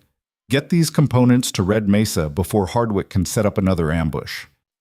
The suspension team pushed hard through the afternoon and into the evening, the mules straining against their harnesses but keeping pace. The Ute scouts ranged ahead, checking for threats, their presence a comfort and a reminder of how close disaster had lurked. As the sun began its descent, they crested a rise and saw it in the distance. Red Mesa. The town sat on a plateau, its buildings small and clustered, smoke from chimneys painting the sky. It looked like nothing special, just another frontier settlement clinging to the edge of civilization. But to Cole, exhausted and bloodied and carrying pieces of a dream across impossible miles, it looked like salvation. The question was whether they'd reach it in time, and whether Rhea and the others would survive long enough to join them. Behind them, the Colorado wilderness stretched vast and unforgiving, full of enemies seen and unseen. Ahead, Red Mesa waited, indifferent to their struggles, unconcerned with deadlines or desperation. And somewhere between the two, racing against time and malice, the scattered pieces of the Iron Belle moved forward through the gathering dark. The suspension team reached Red Mesa's outskirts just as full darkness claimed the valley. Cole had pushed them mercilessly through the last 6 miles, driven by the certainty that Hardwick's ambush at the supply depot was just the opening move in a larger assault. Every shadow could hide a rifle. Every ridge could conceal enemies waiting for the perfect moment to strike. But they made it. The suspended sledges rolled to a stop near the town's railway depot, an optimistic structure built months ago in anticipation of the Iron Belle's arrival. The building sat empty and dark, a monument to premature confidence. "Get the components under cover," Cole ordered, his voice rough from dust and exhaustion. "And someone find the town marshal. We need security on this equipment until the rest of the teams arrive." The wounded guard, his shoulder roughly bandaged but still functional, limped toward the main street. The Ute scouts melted back into the darkness without farewell, their job done for now. Cole stood alone for a moment, looking back the way they'd come, searching the night for signs of the other teams. Nothing yet, just darkness and distance and the weight of everything that could still go wrong. Red Mesa's town marshal turned out to be a woman in her 40s named Sarah Corrigan, who carried herself like someone who'd learned law enforcement through necessity rather than training. She took one look at the sledges, the exhausted men, and Cole's blood-spattered duster, and made a decision. Railway depot's got a back room with a reinforced door, she said.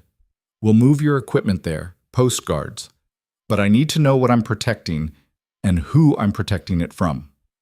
Cole gave her the abbreviated version: sabotaged train, salvaged locomotive, race against a deadline, and powerful enemies who'd kill to prevent success.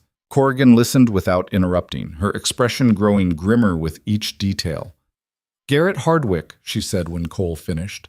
That son of a bitch has been squeezing this town for years. Tripled his freight rates last winter, left half our businesses struggling to survive. You're telling me this railroad would break his monopoly? Completely. Then you've got my help, and the help of anyone in this town with sense. Corrigan's smile was hard. When do the rest of your people arrive? Tomorrow, if everything goes right. Day after if it doesn't. Cole glanced at the eastern horizon, calculating. We've got maybe 36 hours before the deadline expires. If we can assemble the locomotive components into something recognizable as functional railway equipment, we meet the contract terms. And if you can't? Then Hardwick wins, the railroad dies, and this town goes back to paying whatever tribute he demands. Cole met her eyes. So we're going to make damn sure we can. They secured the control mechanisms in the depot's back room, posted 2 of Corrigan's deputies as guards, and Cole finally allowed himself to acknowledge his exhaustion. The wounded railway guard had already collapsed on a bench, and the other guard was asleep standing up, leaning against a wall. Corrigan offered them rooms at the town's boarding house, but Cole declined. He needed to be at the depot when the other teams arrived, needed to coordinate the final assembly, needed to stay useful until the mission was complete. Sleep was a luxury for after victory or a comfort for the dead. He was dozing against the depot wall, rifle across his lap, when the sound of approaching animals jerked him alert. His hand went to the Winchester before his eyes fully opened, muscle memory faster than conscious thought. But it wasn't an attack. It was Garrett, the old engineer, leading a train of mules pulling the massive drive wheels. Behind him came Wei and a dozen Chinese laborers, their faces drawn with exhaustion, but their movements still purposeful. The wheels gleamed in the moonlight, impossible and beautiful. You made it, Cole said, relief flooding through him. Barely. Garrett looked 20 years older than he had 2 days ago.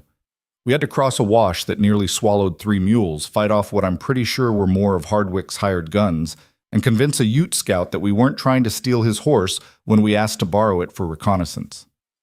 But the wheels are intact. Every blessed one. Garrett's pride cut through his exhaustion. These babies are going to roll again, Mercer. I'll stake my reputation on it. Wei approached, his movements careful. My cousin Chen, he is well. The Ute people, they keep their word. Chen's fine, teaching children, translating, building bridges. Cole clasped Wei's shoulder. You were right to trust him. He's making this alliance work. The relief on Wei's face was profound. He turned to his crew and spoke rapidly in Mandarin, and even Cole's limited understanding caught the words for safe and honored.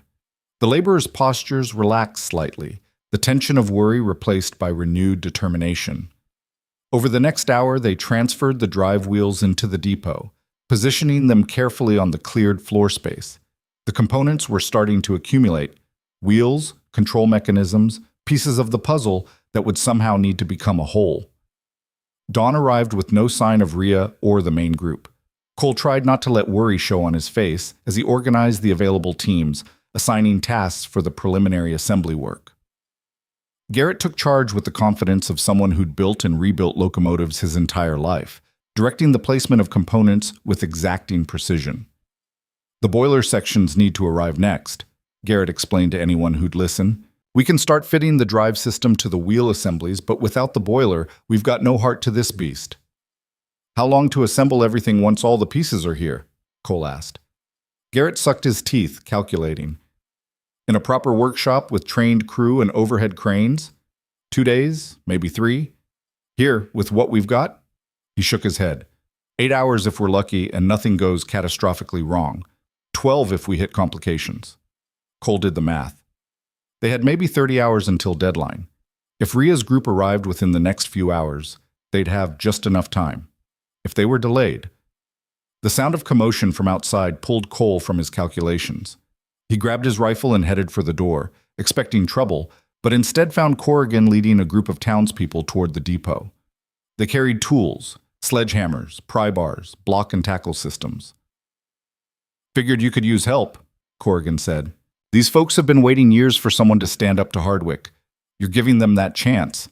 Least they can do is swing a hammer." Among the volunteers, Cole recognized the woman who'd been clutching her child on the train, the one who'd survived the bridge collapse. She met his eyes and nodded, a silent acknowledgement of shared survival and purpose. "We'll take all the help we can get," Cole said. "Garrett, put them to work." The engineer organized the townspeople with the efficiency of a battlefield commander, assigning tasks based on capability and need.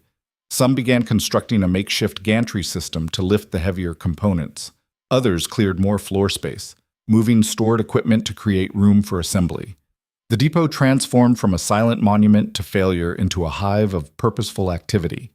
By mid-morning, they'd made significant progress. The wheel assemblies were positioned, the drive shafts were being cleaned and inspected, and the control mechanisms were being tested for damage. But still no Rhea. No boiler sections, no main group.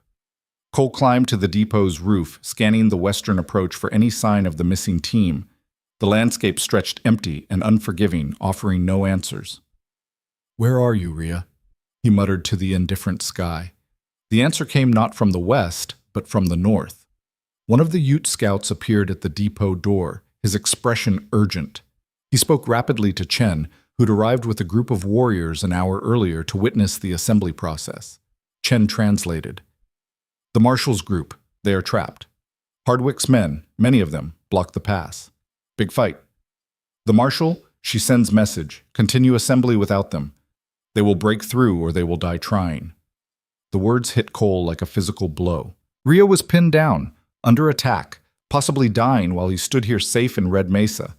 Every instinct screamed at him to grab a horse and ride to her aid.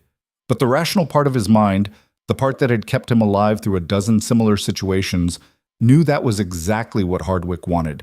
Split the forces, divide and conquer, leave the assembly operation vulnerable while the fighters rode off to rescue their leader. "How many of Hardwick's men?" Cole asked. Chen conferred with the scout. 20, maybe more, well armed. They have position on both sides of the pass. Very difficult.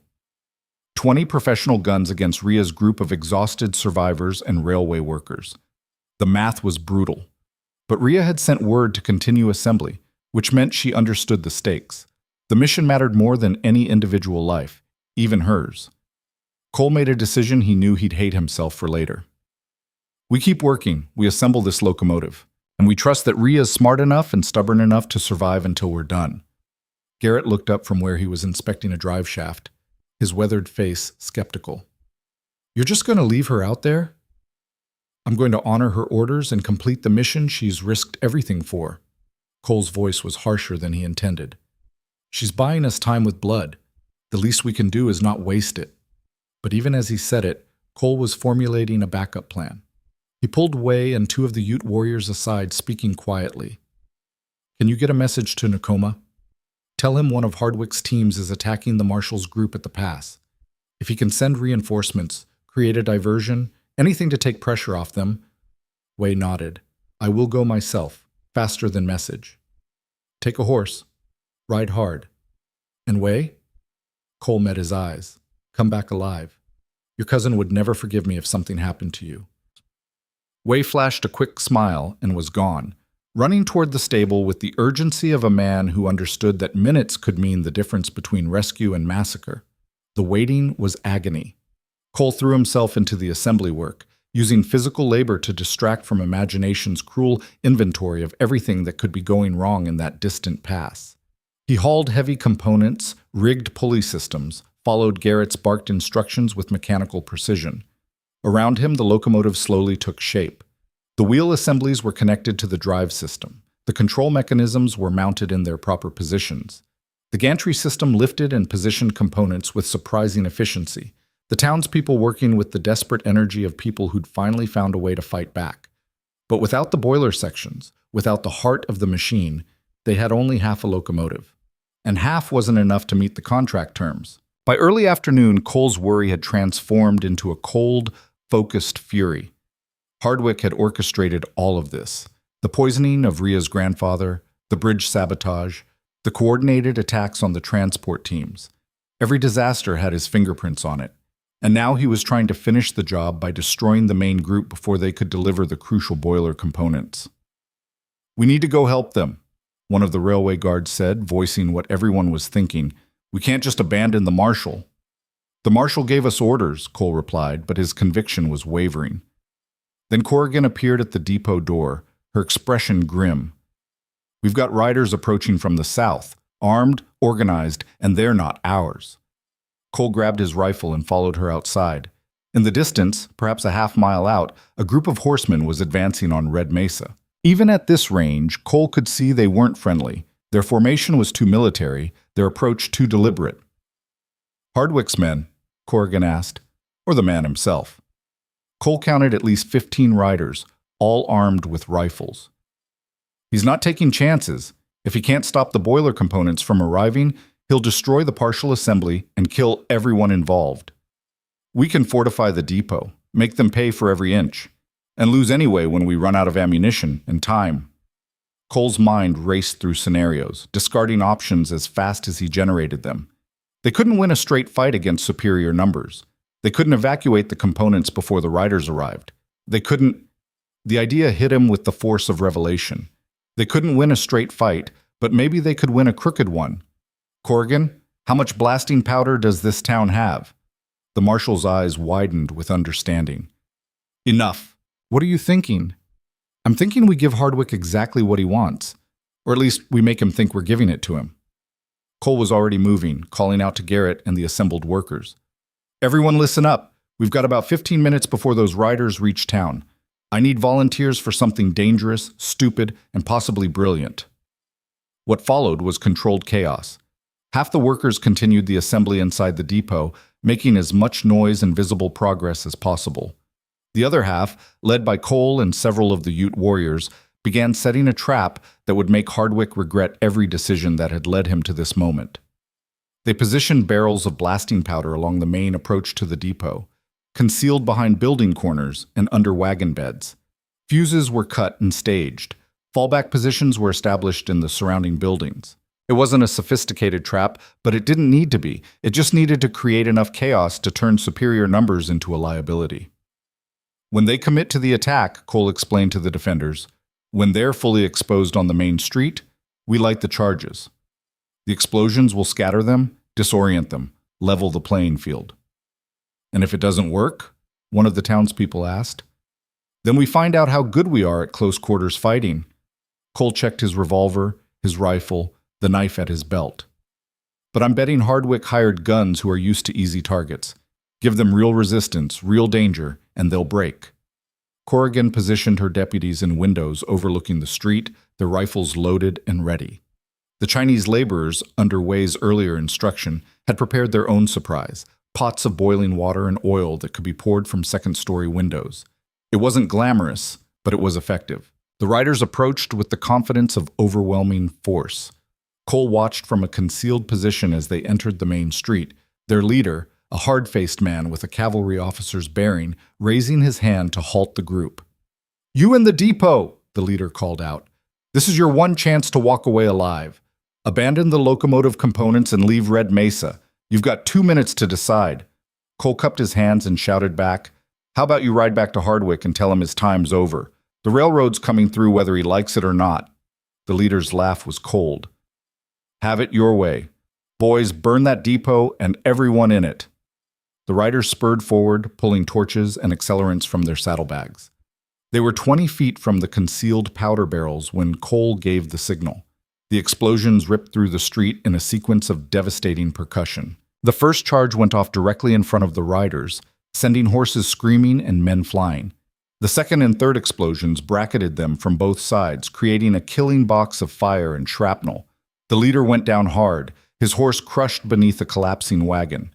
3 other riders were killed instantly, and at least 5 more were wounded, their screams mixing with the whinnying of panicked animals. But the surviving riders adapted faster than Cole had hoped. Instead of breaking and running, they dismounted and took cover, returning fire with disciplined volleys. These weren't hired thugs, these were professional guns, possibly ex-military, and they knew how to fight through an ambush. The battle devolved into a brutal exchange of rifle fire, bullets chewing through wood and glass. Cole fired from his position behind a water trough, picking targets carefully, making each shot count. Beside him, one of the Ute warriors fought with a combination of rifle and bow, switching weapons with fluid grace. A rider broke from cover, charging toward the depot with a lit torch. One of Corrigan's deputies shot him down, but the torch landed on the depot's porch, flames beginning to lick at the dry wood. "Fire!" someone screamed from inside. "The depot's on fire!" Garrett appeared at the door, dragging a water barrel. "We've got to put this out or we lose everything." But exposing themselves to fight the fire meant exposing themselves to enemy rifles. Cole saw the trap Hardwick had set. Either they let the depot burn and lose the locomotive components, or they tried to save it and got cut down in the crossfire. Then, from the north end of town came a new sound. War cries in Ute language, mixed with shouted orders in English. Way had made it to Nakoma's camp, and Nakoma had responded with overwhelming force. Ute warriors poured into Red Mesa from multiple directions, their arrival perfectly timed to catch Hardwick's men from behind. The hired guns, already battered by the explosions, now found themselves fighting on 2 fronts against opponents who knew this terrain and this style of combat intimately. The battle turned in seconds. Hardwick's men broke and ran, some on horseback, some on foot, all of them fleeing the sudden reversal of fortune. The Ute warriors pursued briefly, then fell back to defensive positions around the depot. Cole emerged from cover, his ears ringing from the gunfire, and ran to help Garrett with the fire. They had the flames under control within minutes. The damage minimal but close. Too close. "Is everyone accounted for?" Cole called out. Corrigan did a head count. 2 of her deputies were wounded, 1 seriously. 3 townspeople had taken minor injuries, but miraculously, no one on their side was dead. Hardwick's force, by contrast, had left 7 bodies in the street and at least as many wounded crawling away into the brush. Nakoma himself appeared, Chen translating his rapid speech. "The Marshal, she sends word. They broke through the pass. The boiler sections are coming. She says 2 hours, maybe less." Relief hit Cole like a wave. Rhea was alive. The mission could still succeed. They had a chance. 2 hours, Garrett said, surveying the damaged depot and the partially assembled locomotive. "We can work with 2 hours. Everyone who can still swing a hammer, get inside. We've got a machine to finish." The work resumed with renewed intensity. The near-death experience had focused everyone's mind on what mattered. They cleared debris from the explosions, repaired the fire damage, and continued the assembly process without pause. Cole found himself working side by side with the woman from the train, the one with the child. She was using a sledgehammer to drive securing pins into place, her face set with determination. "Where's your daughter?" Cole asked during a brief pause. "Safe with the schoolteacher, learning to read." The woman smiled grimly. "I want her to grow up in a world where the railroad connects us to opportunity, not one where men like Hardwick control everything through fear and violence. We're going to give her that world." "I know. That's why I'm here swinging this hammer instead of hiding with her." An hour passed, then another. The locomotive's skeleton filled out, components connecting, systems integrating. Garrett moved through the assembly like a conductor leading an orchestra, his experienced eye catching problems before they became catastrophic. The drive linkage needs adjustment, half a turn counterclockwise. The brake assembly's mounted backwards, flip it before you secure it. And somebody please tell me we've got enough coupling hardware because I'm seeing a shortage. But problems arose and were solved through improvisation and sheer bloody-mindedness. When they ran short of proper bolts, they fabricated replacements from scrap metal. When a crucial gasket was discovered to be damaged, they cut a new one from leather harness material. Nothing was by the book, but everything was functional. The sun had started its descent toward the western peaks when the lookout stationed on the depot roof shouted down, "Riders from the west! It's the Marshal's group!" Cole abandoned his work and ran outside. There, Approaching through the golden afternoon light came Rhea Calloway leading a battered but intact column of survivors. The boiler sections were there, strapped to sledges, intact and whole. Behind them came more laborers, more equipment, the last pieces of the impossible puzzle. Rhea looked like she'd been through a war. Her clothes were torn and blood-stained, her face was smudged with powder smoke, and she was favoring her left side like she'd taken a hit.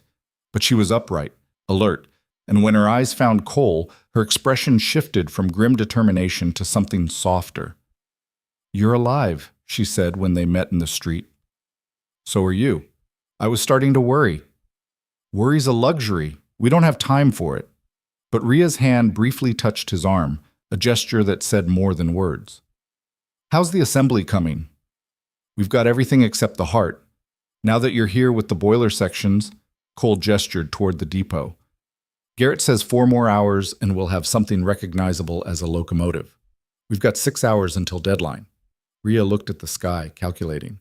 "It'll be close, but close is good enough." Her team unloaded the boiler sections with practiced efficiency, scarred veterans of an impossible journey who'd learned to work together through fire and blood. The components were massive, requiring the combined strength of a dozen men and the full capacity of the gantry system to position properly. Garrett supervised the installation with the intensity of a man who knew this was his last chance at redemption for Josiah's death. "Easy now, lower it inch by inch. If that boiler cracks during installation, we're finished. Steady, steady. Perfect. Lock it down." The boiler settled into place with a resonant clang that seemed to echo with finality. Around it, the other components were integrated. Drive system connected, control mechanisms calibrated, brake assemblies tested. The Iron Belle was being reborn, not in a factory or a proper workshop, but in a frontier depot through the collective will of people who refused to accept defeat. Rhea pulled Cole aside while the work continued. Up close, he could see the exhaustion in her eyes, the pain she was suppressing. "How bad?" he asked, nodding toward her injured side. "Grazed by a rifle shot. Hurts like hell, but didn't hit anything critical." She grimaced. "We lost 3 people in the pass. Hardwick's men were waiting in force, and they weren't interested in taking prisoners. We had to fight through, and it cost us." "I'm sorry." "Don't be. They knew what they were signing up for. Everyone who's still standing made their choice to keep going." Rhea looked toward the depot, where the locomotive was taking shape. "We're going to finish this, Mercer. We're going to roll a functioning locomotive across Red Mesa's threshold before that deadline, and we're going to watch Hardwick's empire crumble." And then what? The question hung between them, heavy with implications neither had time to explore. Rhea's expression softened almost imperceptibly. "Then we figure out what comes next," she said quietly. "But first, we survived today." As the sun touched the western peaks, Garrett made his announcement. "She's assembled. Not pretty, not perfect, but the Iron Belle lives again." The locomotive stood in the depot's main bay, a patchwork creation that looked like it had been built by committee in a fever dream. Components from different manufacturers didn't quite match. Replacement parts fabricated from scrap gave it an asymmetrical appearance. The paint was gone, the brass tarnished, the entire machine bearing the scars of its violent dismantling and desperate rebirth. But when Garrett climbed into the cabin and began the startup sequence, when the boiler pressure started building and the drive pistons began their rhythmic cycle, when the Iron Belle's whistle blew for the first time since the bridge collapse, everyone stopped and stared in wonder. "She runs," Garrett said, his voice thick with emotion. "Against all reason and sense, she actually runs." The celebration was brief. They still had to move the locomotive from the depot to the official railway terminus at Red Mesa's eastern edge, where the contract specified delivery had to occur. And they had less than 2 hours to do it. "Problem," Corrigan said, studying the route. "The locomotive's too wide for Main Street. We'd have to demolish half the storefronts to get her through." "So we go around," Rhea said. "North route, through the residential area, wider streets, fewer obstacles. Also longer. Adds at least 40 minutes to the journey." Rhea checked her pocket watch. "Then we make up the time by moving fast. Garrett, can she handle speed on rough terrain?" The engineer grimaced. "She'll shake apart if we push too hard. But if we keep her at a steady pace, avoid sudden starts and stops." He nodded. "Yeah, she'll make it." Then let's move. The locomotive's journey through Red Mesa became an impromptu parade. Townspeople lined the streets, watching the impossible machine roll past on tracks that didn't exist, carried forward by momentum and determination. Children ran alongside, their faces lit with wonder. Women waved handkerchiefs. Men removed their hats in respect for the sheer audacity of what they were witnessing. Cole rode in the cabin with Garrett and Rhea, monitoring the gauges and watching for signs of mechanical failure. The improvised repairs held, but just barely. Every bump sent shudders through the frame. Every turn required careful navigation to prevent components from shearing off. "We're losing pressure in the secondary valve," Garrett called out. "Someone needs to manually regulate it or we'll have a blowout." Cole grabbed the wheel Garrett indicated, holding it steady against the pressure variations. His arms burned with effort, but he didn't let go. Around him, others scrambled to address problems as they arose. A loose coupling here, an overheating bearing there, 1,000 small disasters prevented through constant vigilance. The railway terminus came into view as the sun kissed the horizon. It was a simple platform with official markers denoting the Red Mesa Railway boundary. A small crowd had gathered there. Local officials, representatives from the railway company, and standing prominently at the front, a tall man in an expensive suit who could only be Garrett Hardwick himself. 30 minutes to deadline, Rhea said, checking her watch again. "We're going to make it." But Hardwick had other plans. As the Iron Belle approached the terminus, he stepped forward with a man Cole recognized as the Territorial Railway Commissioner. "Stop that machine," Hardwick commanded. "Commissioner Hayes, you're witnessing an attempted fraud. That patchwork monstrosity doesn't meet the contract specifications for a functioning locomotive." The commissioner looked uncomfortable but stepped forward. "Marshal Calloway, I need to inspect the locomotive before I can certify contract completion. The terms are very specific about what constitutes a functioning railway engine."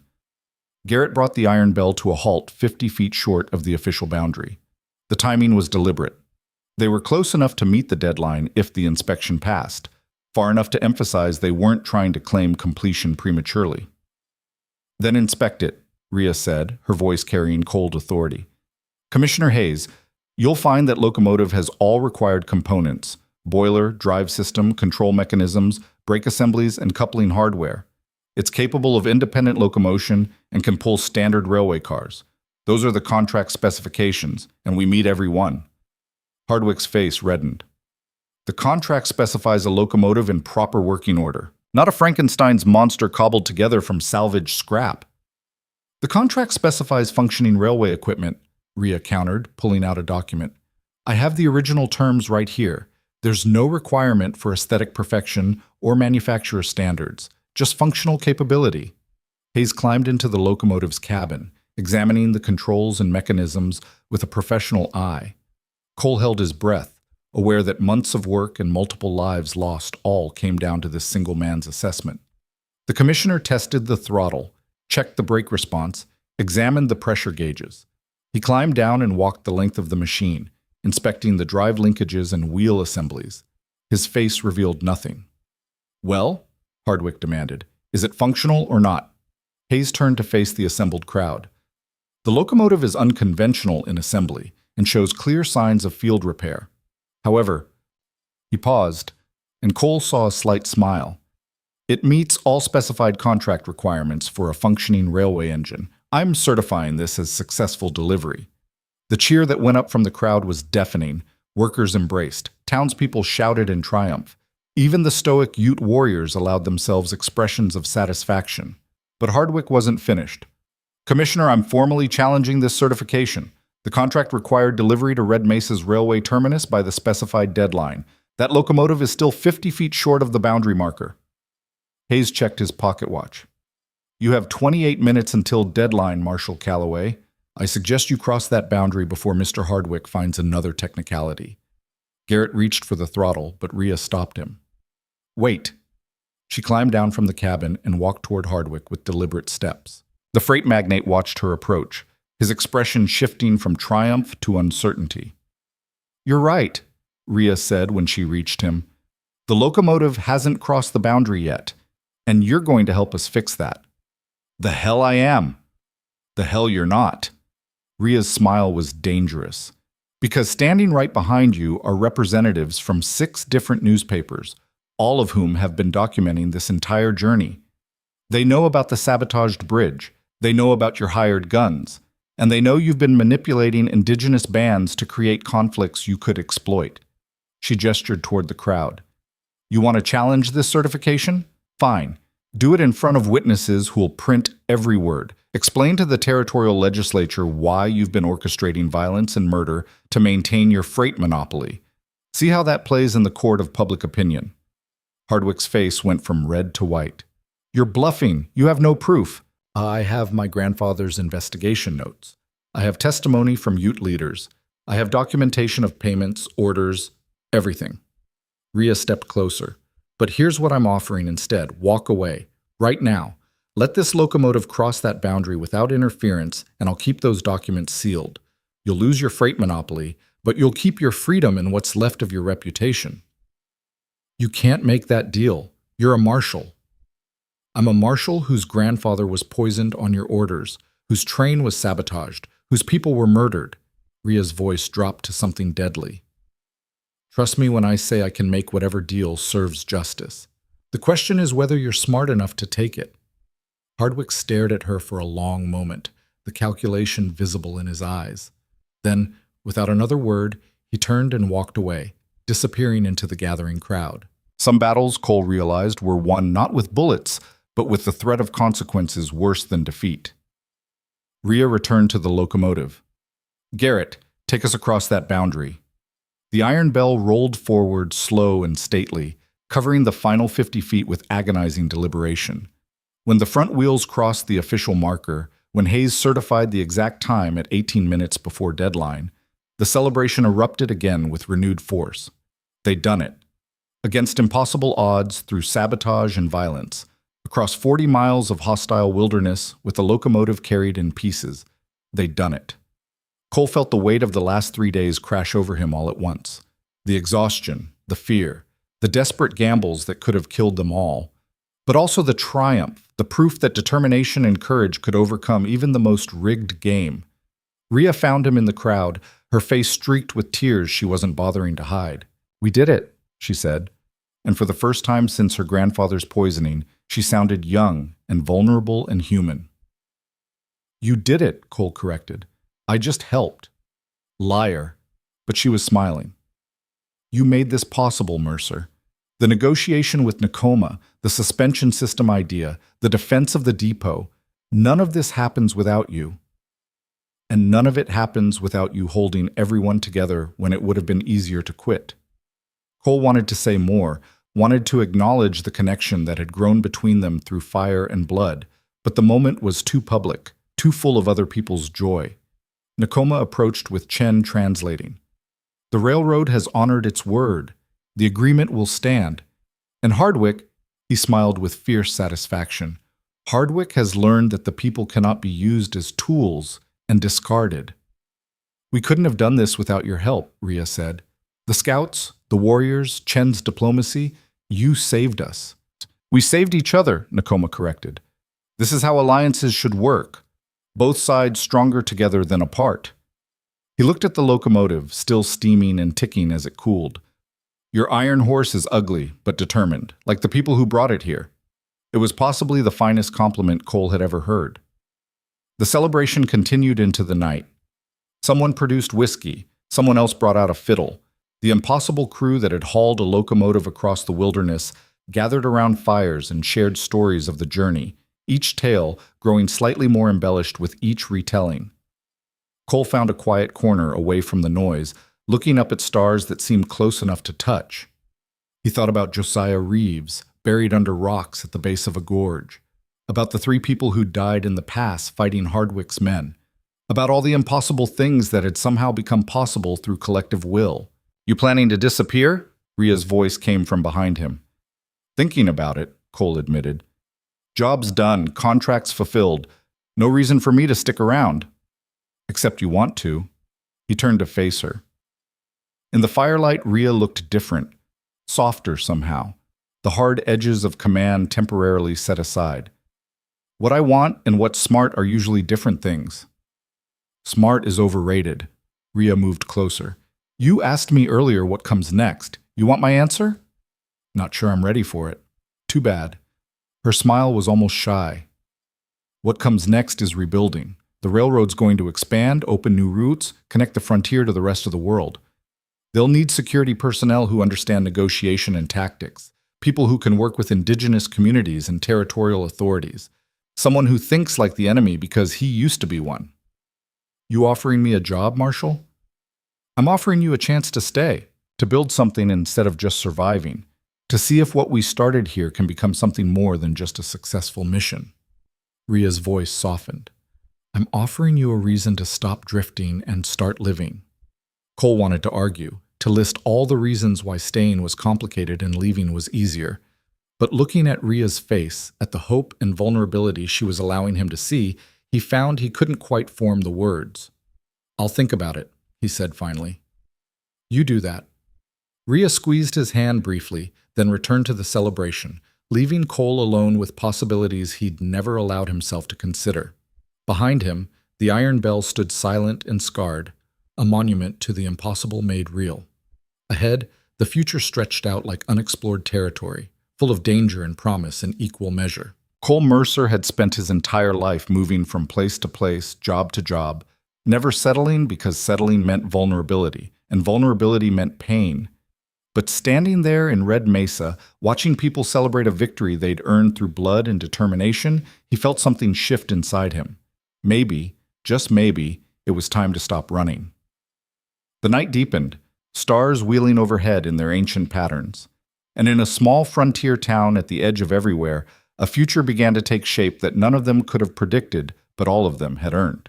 The celebration lasted until the small hours, but Cole barely slept.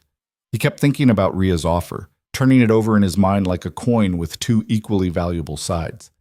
Stay and build something real, or leave and maintain the freedom that had defined his entire adult life. By the time dawn painted the eastern sky pink and gold, he still hadn't decided. The town was quiet in the early morning, most people sleeping off the previous night's revelry. Cole walked through the empty streets toward the railway depot, drawn by some impulse he couldn't quite name. The Iron Belle stood where they'd left her, cooling metal ticking in the silence, a monument to collective determination. He found Garrett already there, running his hands over the locomotive's patched hull with the tenderness of a father checking on a sick child. Couldn't sleep either? Cole asked. The old engineer startled, then relaxed when he saw who it was. Too much adrenaline still in my system. Plus, I wanted to check her over in the daylight, see what kind of shape she's really in now that the deadline pressure's off. And she's a mess. Garrett's laugh was affectionate despite the words. Half these repairs won't last a month of regular service. The boiler patches need proper welding. The drive linkages should be completely replaced. The control mechanisms are held together with hope and leather straps. He patted the hull fondly. But she runs. That's more than I would have bet on 3 days ago. Cole climbed into the cabin, examining the improvised fixes they'd made in desperation. Will the railroad company accept her like this? Or will they demand we rebuild everything to factory specifications? That's the interesting question. Garrett pulled out a telegram that had arrived overnight. The company director sent word. They're so impressed we made the deadline at all, they're giving us a bonus budget to rebuild her properly. Plus, they want to hire the entire crew, everyone who helped salvage and reassemble for the expansion operations. Everyone? Well, everyone who wants steady employment. Garrett gave Cole a knowing look. I hear the marshal might have made a similar offer to a certain drifter.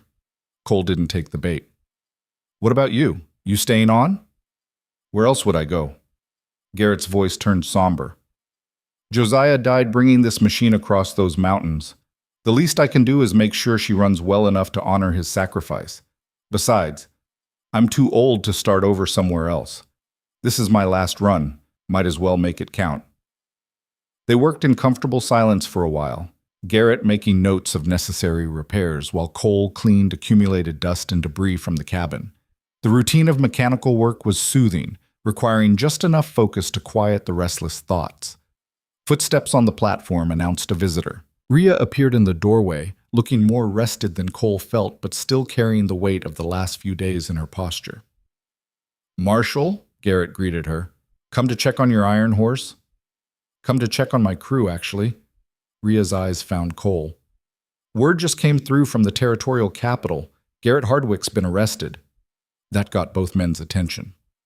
On what charges? Cole asked. Murder, conspiracy, sabotage, and about 15 other counts the district attorney is still tallying up.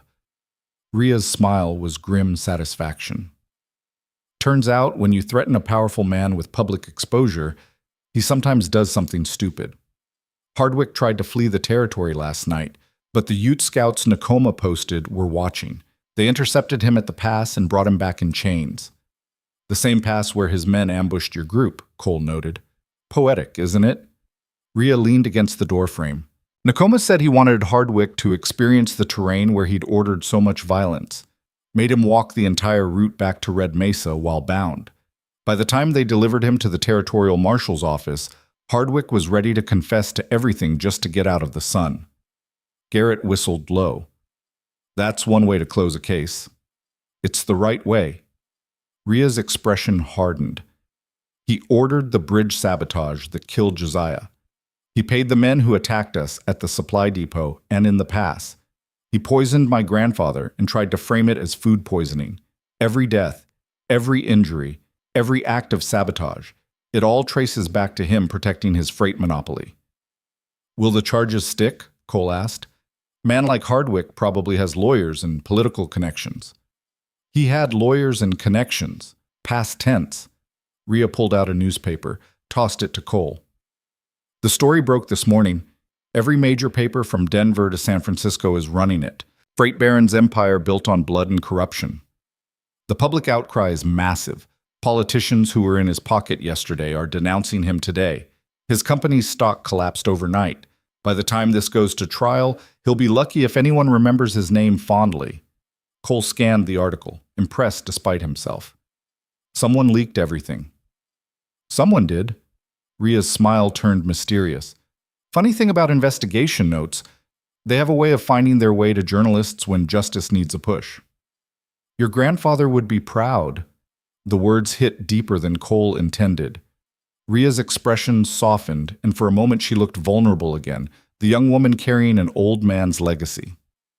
He would have wanted Hardwick to face consequences, she said quietly. Not just for what happened to him, but for everyone Hardwick hurt over the years. All the small businesses crushed by inflated freight rates. All the settlers who couldn't afford his protection fees.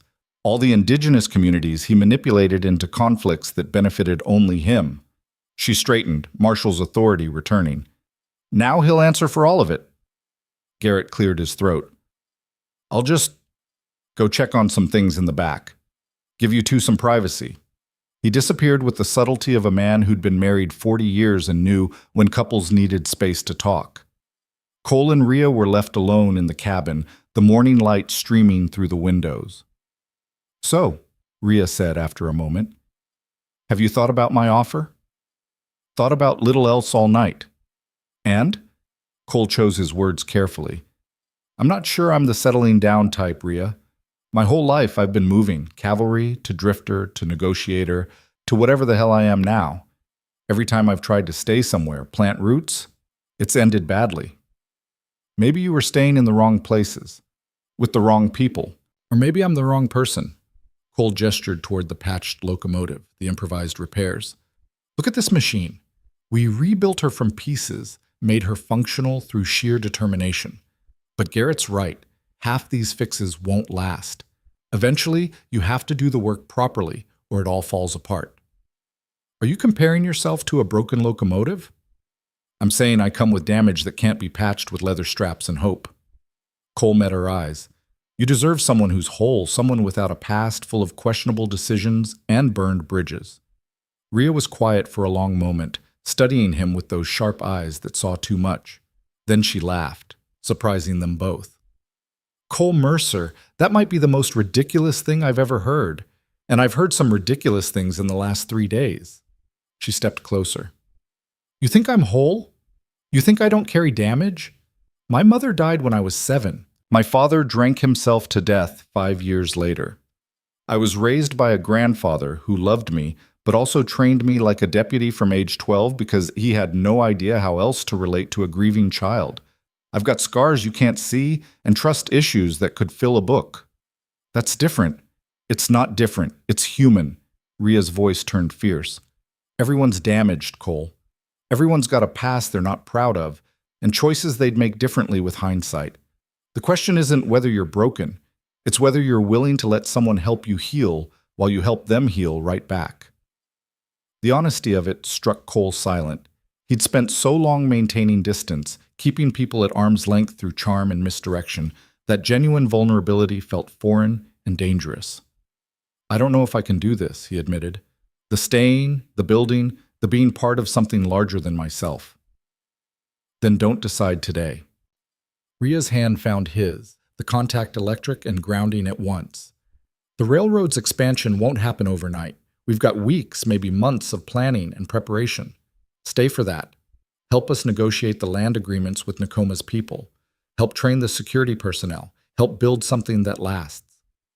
And if I still want to leave after that, then I'll shake your hand, wish you well, and remember you as the man who saved this railroad when no one else could. Rhea squeezed his hand gently.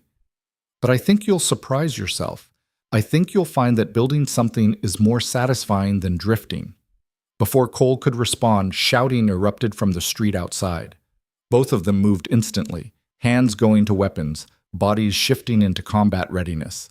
The last 3 days had honed reflexes that wouldn't fade quickly, but the shouting wasn't alarm, it was excitement. They emerged from this depot to find townspeople gathering in the street, pointing toward the western road. A carriage was approaching, flanked by riders, moving with official purpose. "That's the territorial governor's seal," Rhea said, recognizing the insignia. "What's he doing in Red Mesa?" They got their answer when the carriage stopped and Governor William Preston himself stepped out, a portly man in his 50s with shrewd eyes and politician's smile.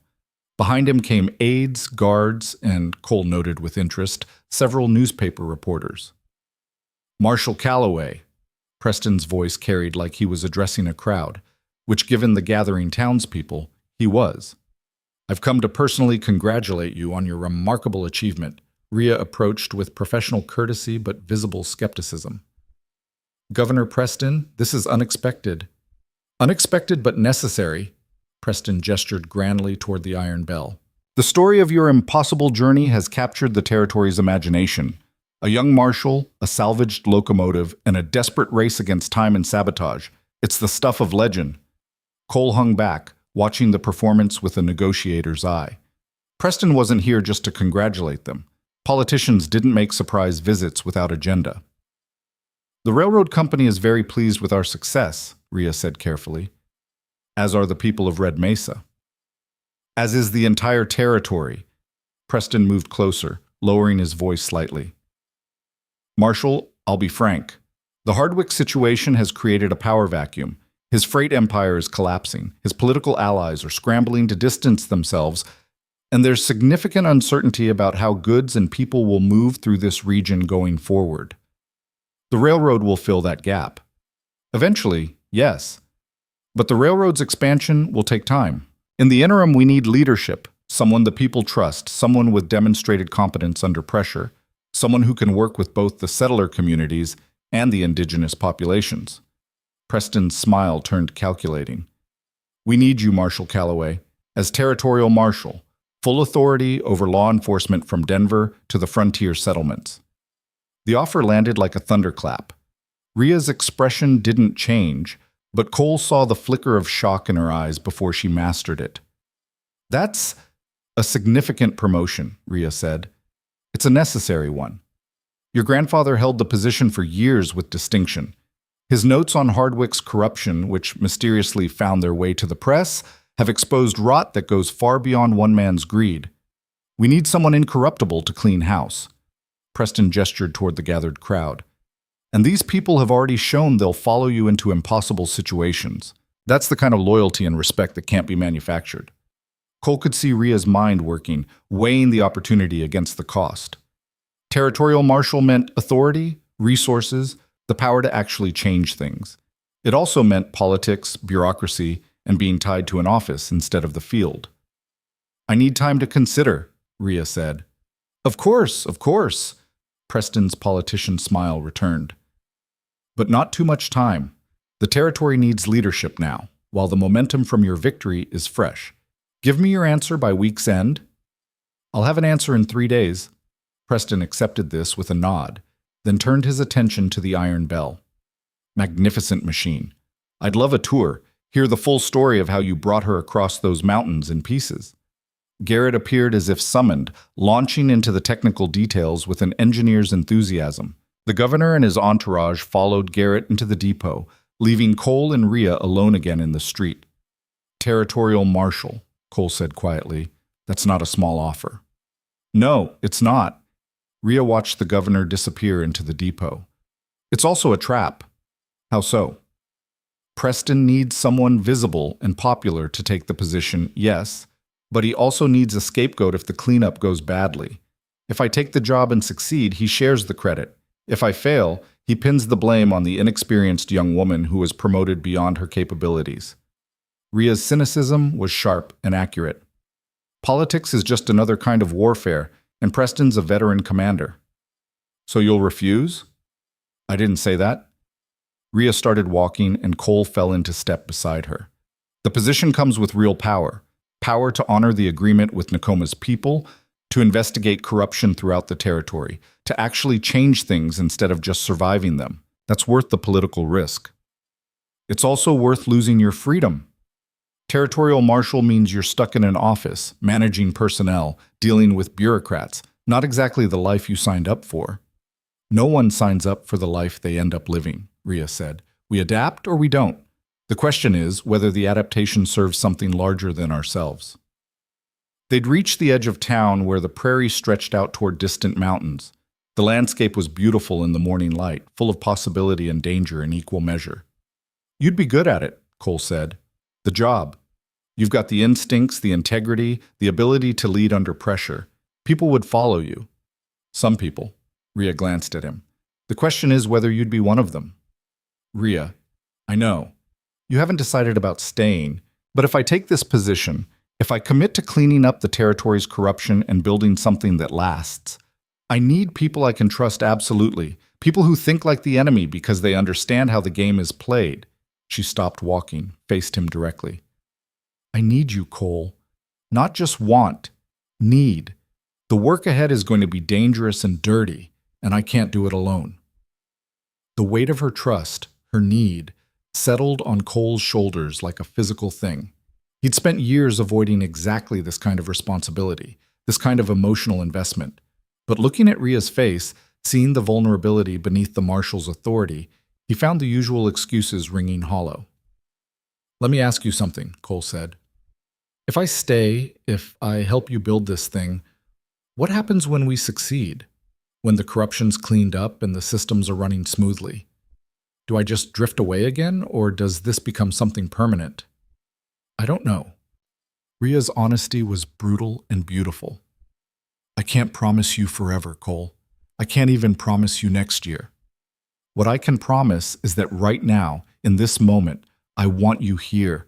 I want to see what we can build together, professionally and personally. And I hope, you want that too. Cole thought about the last 3 days. About cutting the coupling release with seconds to spare, about negotiating with Nakoma in the firelight, about defending the depot against overwhelming odds, about all the moments when he could have run and instead chose to stay and fight. Maybe he'd already made his decision without realizing it. 3 months, Cole said. I'll stay for 3 months. Help you establish the Territorial Marshal's office, train security personnel, finalize the agreements with the indigenous communities. After that, we reassess. Both of us. See if this is working or if we're just forcing something that wasn't meant to last. Rhea's smile was worth every risk he was taking. 3 months. I'll take it. They sealed the agreement with a handshake that lingered longer than strictly professional, hands warm and calloused from hard work, connected by something neither was quite ready to name, but both were willing to explore. The sound of approaching horses interrupted the moment. Wei appeared on the road from the north, riding hard with Chen beside him. Both men looked urgent, and Cole's hand instinctively moved toward his revolver. Marshal, Wei called out as they reached the edge of town. We have problem, big problem. Rhea was all business instantly. What kind of problem? Hardwick's men, Chen said, his careful English rushed with worry. Not the ones who attacked before. Different group. They have hostages, railway workers from the expansion camp. They say if Hardwick is not released by sundown, they start killing people. The peace of the morning shattered like glass. Rhea's expression went cold and tactical. How many hostages? 12 that we counted, Wei said. But could be more. They are holed up in the old mine complex 20 miles north. Very defensible position. How many men holding them? Maybe 8, maybe 10. All armed, all professional. Chen dismounted, pulled out a crude map sketched on paper.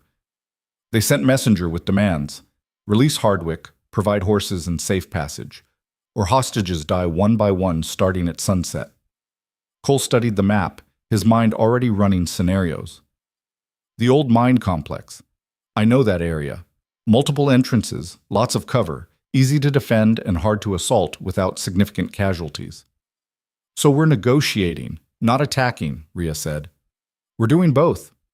Cole pointed to features on the map. We open negotiations, keep them talking, buy time to position assault teams. When the moment's right, we hit them from multiple angles simultaneously. That's a significant risk to the hostages. Everything's a risk to the hostages. These men are professionals. They won't release their leverage just because we talk nicely. Eventually, we'll have to force the issue. Question is whether we do it on our terms or theirs. Rhea studied the map, weighing options with visible intensity. Then she made her decision with the same fierce certainty that had carried them across the wilderness. We assemble a rescue team, best fighters, people who can follow orders under pressure. Cole, you'll lead the negotiations while I position the assault teams. If you can talk them into surrendering, excellent. If not, you give the signal and we go in hard. And if the negotiations break down before the assault teams are ready, then you stall. You're good at that. I've watched you talk your way out of a dozen impossible situations in the last 3 days. Do it one more time. Within the hour, they had a team assembled. The Ute warriors contributed their finest scouts, men who could move through rough terrain silently and position themselves without being detected. Several of the railway guards who'd proven themselves in the previous battles volunteered. Even Garrett insisted on joining, arguing that he might not be fast anymore, but he could still shoot straight. Corrigan provided additional deputies and local volunteers who knew the mine complex from their own mining days. By the time they rode north, they had nearly 30 fighters organized into coordinated teams. The mine complex came into view as the sun reached its apex. The messenger's description had been accurate. It was a defensible nightmare with multiple buildings connected by covered walkways backed against a cliff face that prevented approach from behind. The hostage takers had chosen well. Cole rode forward alone, hands visible and empty, a white cloth tied to his rifle as improvised parley flag. He'd done this before in the war, approaching enemy positions to negotiate surrenders or prisoner exchanges. The fear never got easier, but the discipline of controlling it did. A voice called out from the main building. "That's close enough. State your business." "I'm here to negotiate," Cole shouted back. "Your messenger said you wanted to talk terms, so let's talk." "Terms are simple. Release Garrett Hardwick, provide 20 horses and safe passage to the border, and we let the hostages go." "Can't do that. Hardwick's in federal custody on murder charges. He's beyond territorial authority now." A pause. Then angry consultation from inside the building. Cole used the moment to scan the complex, noting firing positions and weak points. The assault teams would need to approach from the east and west simultaneously, use the covered walkways to close distance before the defenders could concentrate fire. "Then we start killing hostages," the voice finally shouted. "One every hour until Hardwick walks free. That won't get you what you want. Kill the hostages and you lose all leverage. Then we just storm the complex and kill every one of you." Cole kept his voice reasonable, conversational. "But there's another option. You let the hostages go, surrender peacefully, and I guarantee you'll be treated fairly under territorial law. No summary executions, proper trials, the whole process." "Why would we trust that?" "Because I'm the man who just brought a locomotive across 40 miles of wilderness in 3 days. Because I negotiated peace with the Ute bands when everyone said it was impossible. Because my word is backed by Marshal Calloway, who keeps her promises even when it costs her." Cole let passion enter his voice. You're professional guns, not fanatics. You signed on with Hardwick for money, not loyalty. Well, Hardwick's empire is gone. His money's frozen. There's nothing left to fight for except avoiding the rope. Another pause, longer this time. Cole could almost hear the internal debate, the weighing of options against survival instinct. "We want guarantees," the voice called back. "Written assurances from the governor himself." "Governor Preston is in Red Mesa right now. I can have those assurances here within 2 hours." Cole was making promises he wasn't sure he could keep, but that was negotiation. Sell the possibility, worry about delivery later. "But you need to show good faith. Release half the hostages now and I'll bring back the governor's written guarantee." "Release them and lose half our leverage? You must think we're stupid." "I think you're smart enough to know your position's untenable. You can't hold that complex indefinitely. Eventually, we bring in enough force to overwhelm you. This way, you get to walk away alive and wealthy instead of dying poor in a mine shaft." Cole played his final card. "And I'll sweeten the deal. Personal payment of $500 per man for peaceful surrender. Not territorial funds, my own money, enough to start fresh somewhere else." The silence stretched long enough that Cole wondered if he'd miscalculated. Then the door opened and a man stepped out, hands raised. He was followed by 6 hostages, railway workers, bound and frightened but alive. "There's your good faith," the man shouted. "Now you bring back those guarantees or the rest die slow." Cole rode forward carefully, helping the freed hostages onto spare horses. As they rode back toward the assault team positions, one of the workers leaned close. "There's only 5 men left inside," the worker whispered, "and they're arguing among themselves. The leader wants to surrender, but 2 of the others are hardcore Hardwick loyalists. They're talking about killing the rest of the hostages and making a run for it." Cole filed that information away as crucial. The situation inside was unstable, which meant opportunity but also danger. If the hardcore faction won the internal argument, the remaining hostages were dead. He found Rhea coordinating the assault teams from a concealed position east of the complex. "We've got good faith hostages out, but the situation inside is deteriorating. 5 men left, internal conflict about whether to surrender or fight." "How long before they make a decision?" "Hard to say. Could be hours, could be minutes." Cole outlined the layout based on what the freed worker had described. "If we're going to hit them, it needs to be soon, before the hardcore faction does something irreversible." Rhea studied the complex through a spyglass, tactical mind processing angles and approaches. "We can assault through the east walkway and the main entrance simultaneously. That splits their defensive focus, but we're still risking the hostages if they decide to use them as shields." "They might." Cole hesitated, then voiced the terrible calculation. "But if we wait and the hardcore faction wins the internal argument, all 6 remaining hostages die anyway. At least an assault gives us a chance to save some of them." "I hate this," Rhea said quietly. "I hate that we have to measure lives against probabilities and tactical advantage." "Welcome to command. It never gets easier." Rhea made her decision with visible effort. "We assault in 30 minutes. That gives you time to ride back. Tell them the governor's considering their demands. Keep them talking.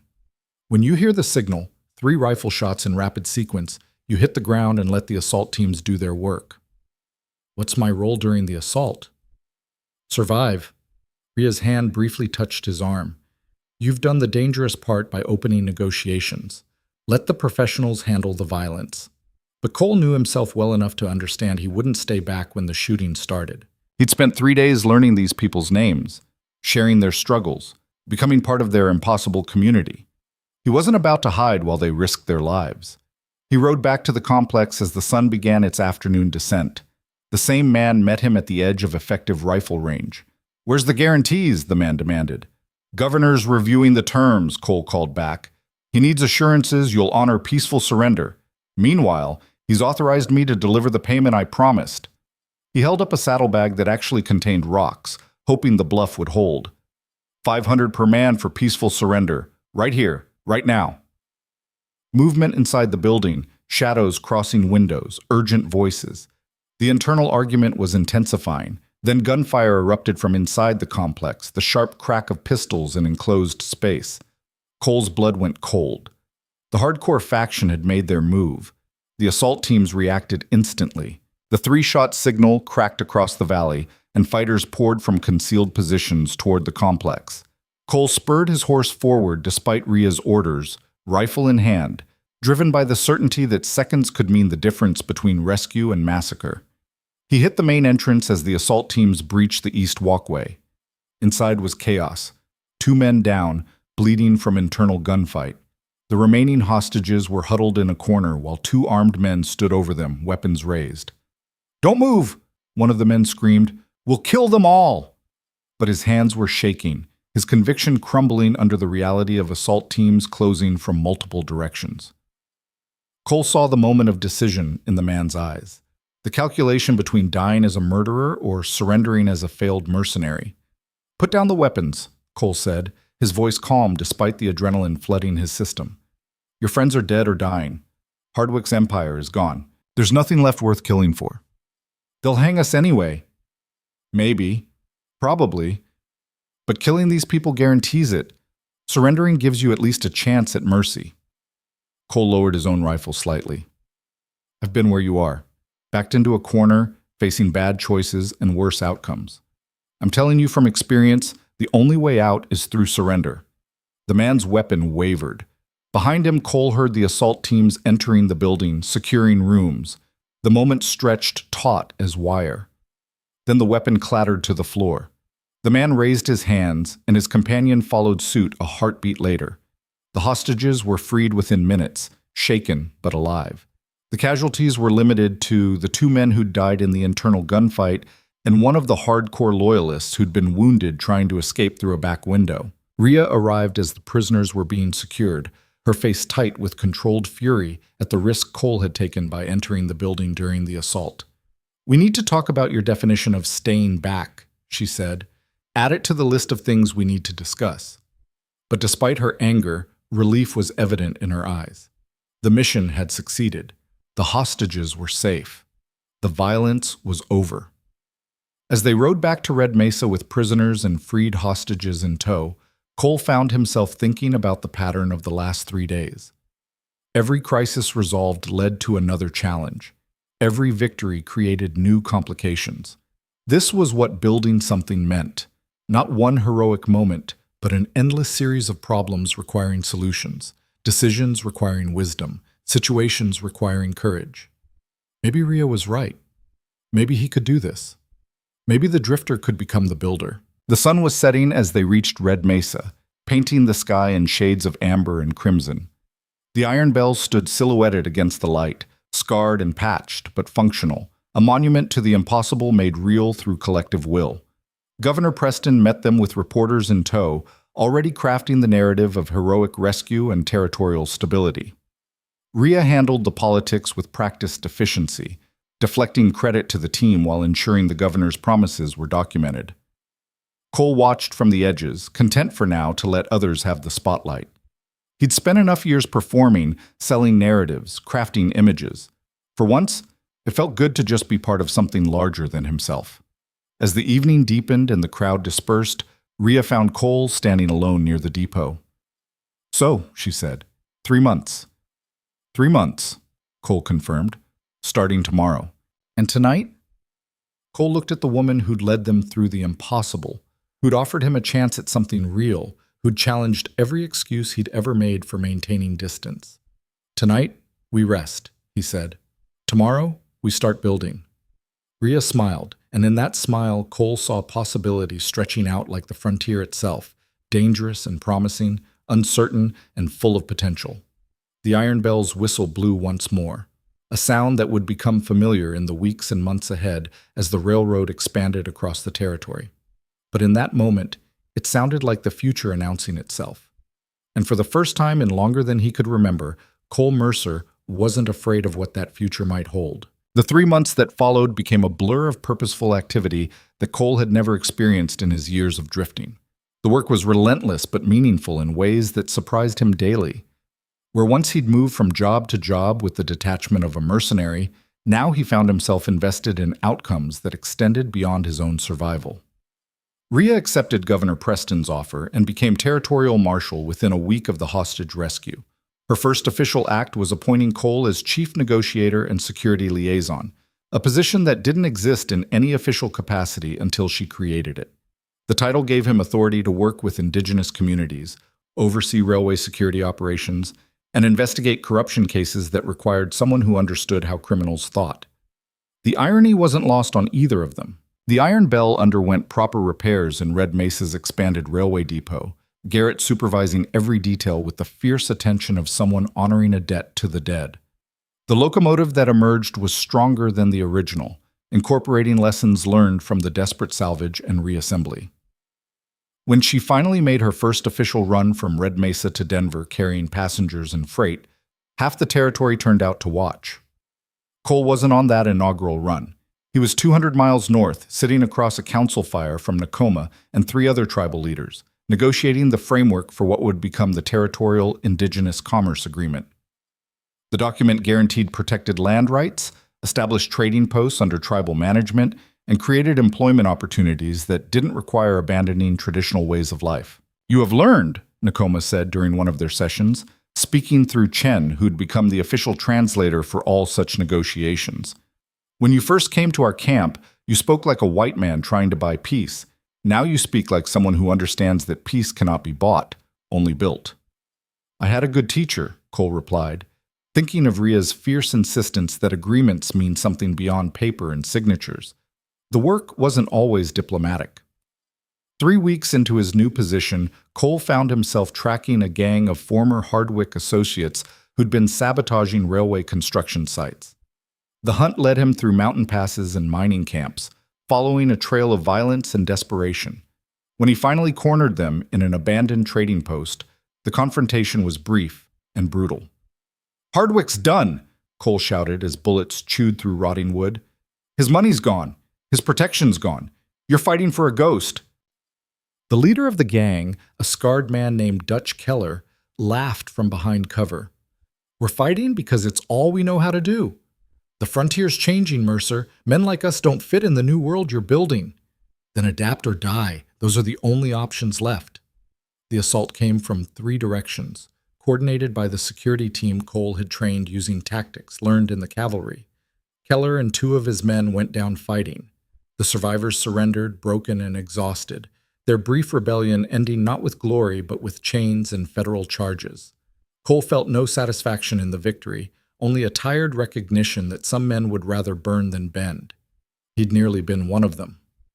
Back in Red Mesa, he found Rhea buried in territorial marshal paperwork, her office a chaos of case files and legal documents. She looked up when he entered, and the relief in her eyes made the 100-mile ride worth every aching mile. "Keller?" she asked. "Dead. His gang scattered or arrested. The construction sites should be secure for now." "Good." Rhea rubbed her eyes, exhaustion evident. "Because we've got a new problem. The railway company wants to expand the route through Nakoma's traditional hunting grounds. The contract we negotiated gives them the right, but the timing is terrible. It's the season when the elk herds migrate through that valley. If construction disrupts the migration, it violates the spirit of our agreement even if it follows the letter." Cole settled into the chair across from her desk, his mind already working through options. "We need to delay construction by 6 weeks. Let the migration complete. Then bring in the crews. The company's under pressure from investors. Every delay costs money. And a war with Nakoma's people costs more, both in lives and in the political capital you've built negotiating the peace." Cole leaned forward. "Let me talk to the railway directors. Show them the numbers, the long-term benefits of maintaining good relations versus the short-term profits of pushing construction." Rhea's smile was tired but genuine. "You've gotten good at this." "I've gotten good at translating between people who don't speak the same language. Turns out that's useful in more than just hostile negotiations." He met with the railway directors the next day, presenting his case with charts showing projected revenue from peaceful expansion versus costs of conflict. The numbers were compelling, but what really sold them was Cole's reputation. The man who'd brought the Iron Belle across impossible terrain, who'd negotiated peace with hostile tribes, who'd tracked down saboteurs. When that man said delay was necessary, the directors listened. Construction was postponed for 2 months, giving the elk herd safe passage and Nakoma's people time to complete their traditional hunts. The goodwill generated by that decision paid dividends when the railway needed guides through difficult terrain later that year. Nakoma's scouts led the survey crews through mountain passes that cut 60 miles off the planned route, saving the company far more than the delay had cost. Cole watched these dominoes fall with growing understanding. Building something lasting wasn't about grand gestures or heroic moments. It was about 1,000 small decisions that honored both practical needs and human dignity. It was harder than any gunfight, more complex than any negotiation, and more rewarding than anything he'd experienced in his years of drifting. 2 months into his 3-month commitment, Cole realized he'd stopped counting days until he could leave. The work had become purpose instead of obligation. The relationships had become genuine instead of transactional. Red Mesa had stopped feeling like a temporary stop and started feeling like something dangerously close to home. Rhea noticed the change before Cole fully acknowledged it himself. They were sharing dinner in her office one evening, reviewing reports and planning the next week's operations, when she set down her fork and studied him with those sharp eyes. "You're different," she said. "Different how?" "Settled, like you finally stopped looking over your shoulder for the exit."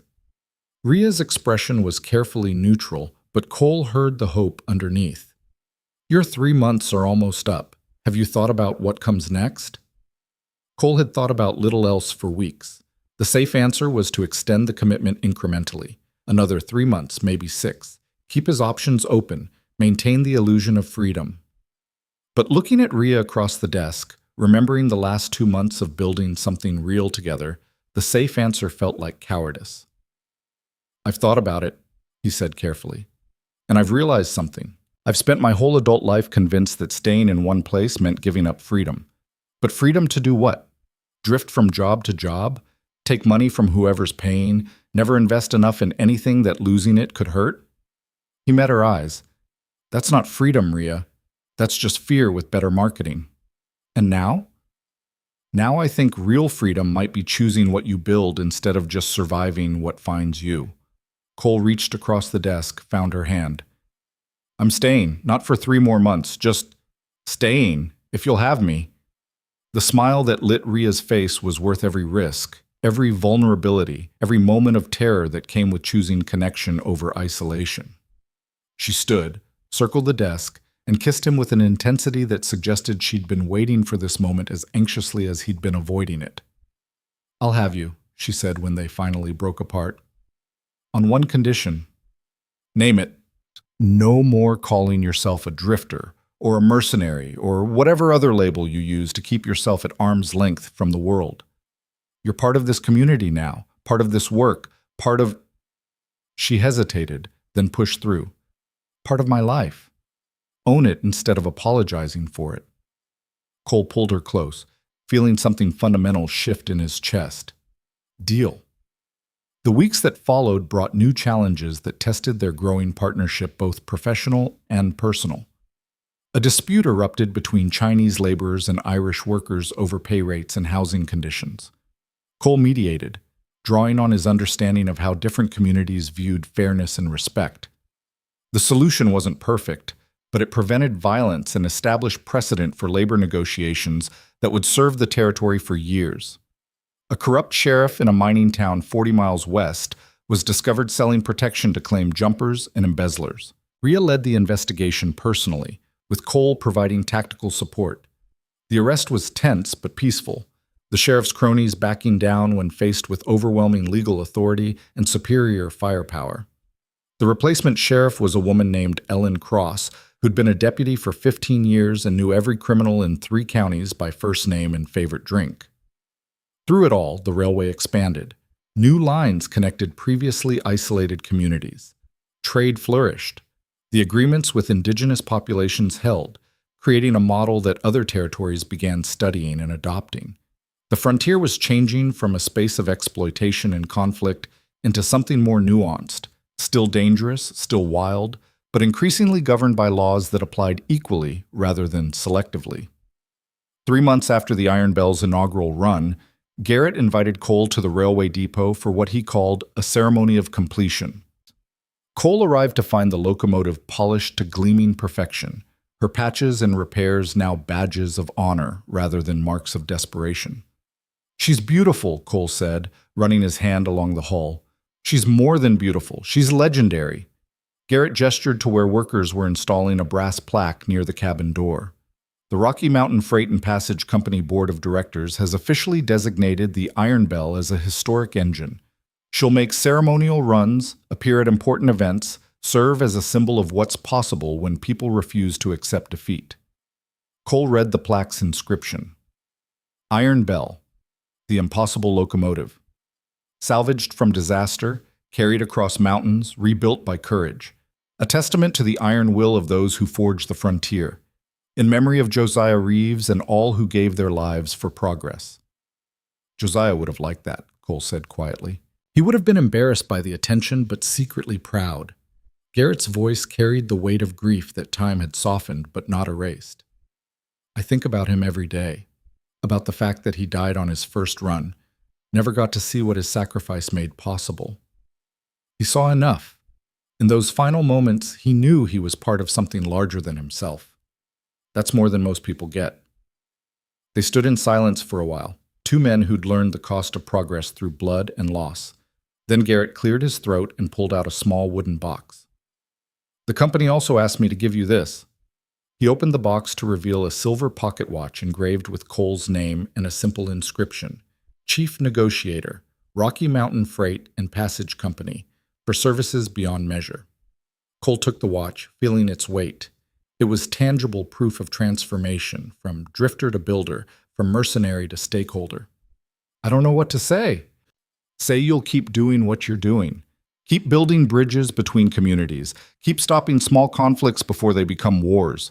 Keep proving that the frontier can be more than just violence and exploitation. Garrett gripped Cole's shoulder. You found your calling, Mercer. Don't run from it. That evening, Cole showed the watch to Rhea in the quiet of her office. She examined it with a smile that held both pride and something deeper. It suits you, she said, handing it back. The weight of it, the permanence. Still feels strange, like I'm wearing someone else's achievement. That's because you've spent so long denying your own worth. Rhea pulled him close, her voice soft. But everyone else sees what you refuse to acknowledge. You've changed this territory, Cole. Made peace where there was conflict. Created cooperation where there was suspicion. Saved lives through words when most men would have reached for guns. We did that. Not just me. We did. Which brings me to something I've been meaning to discuss. Rhea's expression turned serious. The territorial marshal position is overwhelming. Too much ground to cover, too many competing priorities. Governor Preston has approved splitting it into two divisions, law enforcement under my authority, and indigenous relations and frontier security under a separate director. Cole saw where this was going. You want me to take the position. I want you to accept what you've already been doing unofficially, make it formal, give you the resources and authority to expand the work you've started with Nakoma and the other tribal leaders. Rhea's eyes held his. But I also want you to do it because you choose it, not because I'm asking. This has to be your decision. Cole thought about the 3 months that had somehow become 6, about the work that had transformed from obligation into purpose, about the woman who'd challenged every excuse and seen through every defense to the person he'd been afraid to become. I accept, he said, on one condition. What's that? You stop calling it indigenous relations and frontier security. That's bureaucratic nonsense. Call it what it actually is, building a frontier where everyone has a stake in peace. Cole smiled. Might not fit on official documents, but it's honest. Rhea laughed, the sound full of joy and relief. I'll work on the official title, but yes, that's exactly what it is. They sealed the agreement the way they'd sealed so many others in recent months, with a kiss that held promise and partnership in equal measure. Outside the window, Red Mesa's streets bustled with evening activity, the town grown larger and more prosperous as the railway's success attracted settlers and businesses. It was a different world than the one Cole had ridden into 6 months ago, and he'd helped build it. The following weeks brought the kind of challenges that proved growth was never simple. A group of prospectors discovered gold in territory protected by the Ute Agreement, leading to a tense standoff as fortune seekers tried to circumvent legal boundaries. Cole negotiated a compromise that gave Nakoma's people primary claim rights and a percentage of all mineral extraction, while allowing limited prospecting under tribal supervision. Neither side was completely happy, which meant the solution was probably fair. A railway accident 20 miles east of Red Mesa killed 3 workers and injured a dozen more when a hastily constructed bridge gave way under the weight of a freight engine.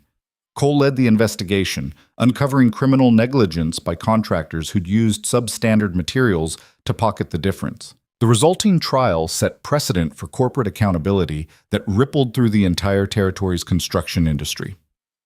Through each crisis, each negotiation, each moment of danger or discovery, Cole and Rhea worked as partners who understood each other's strengths and covered each other's weaknesses.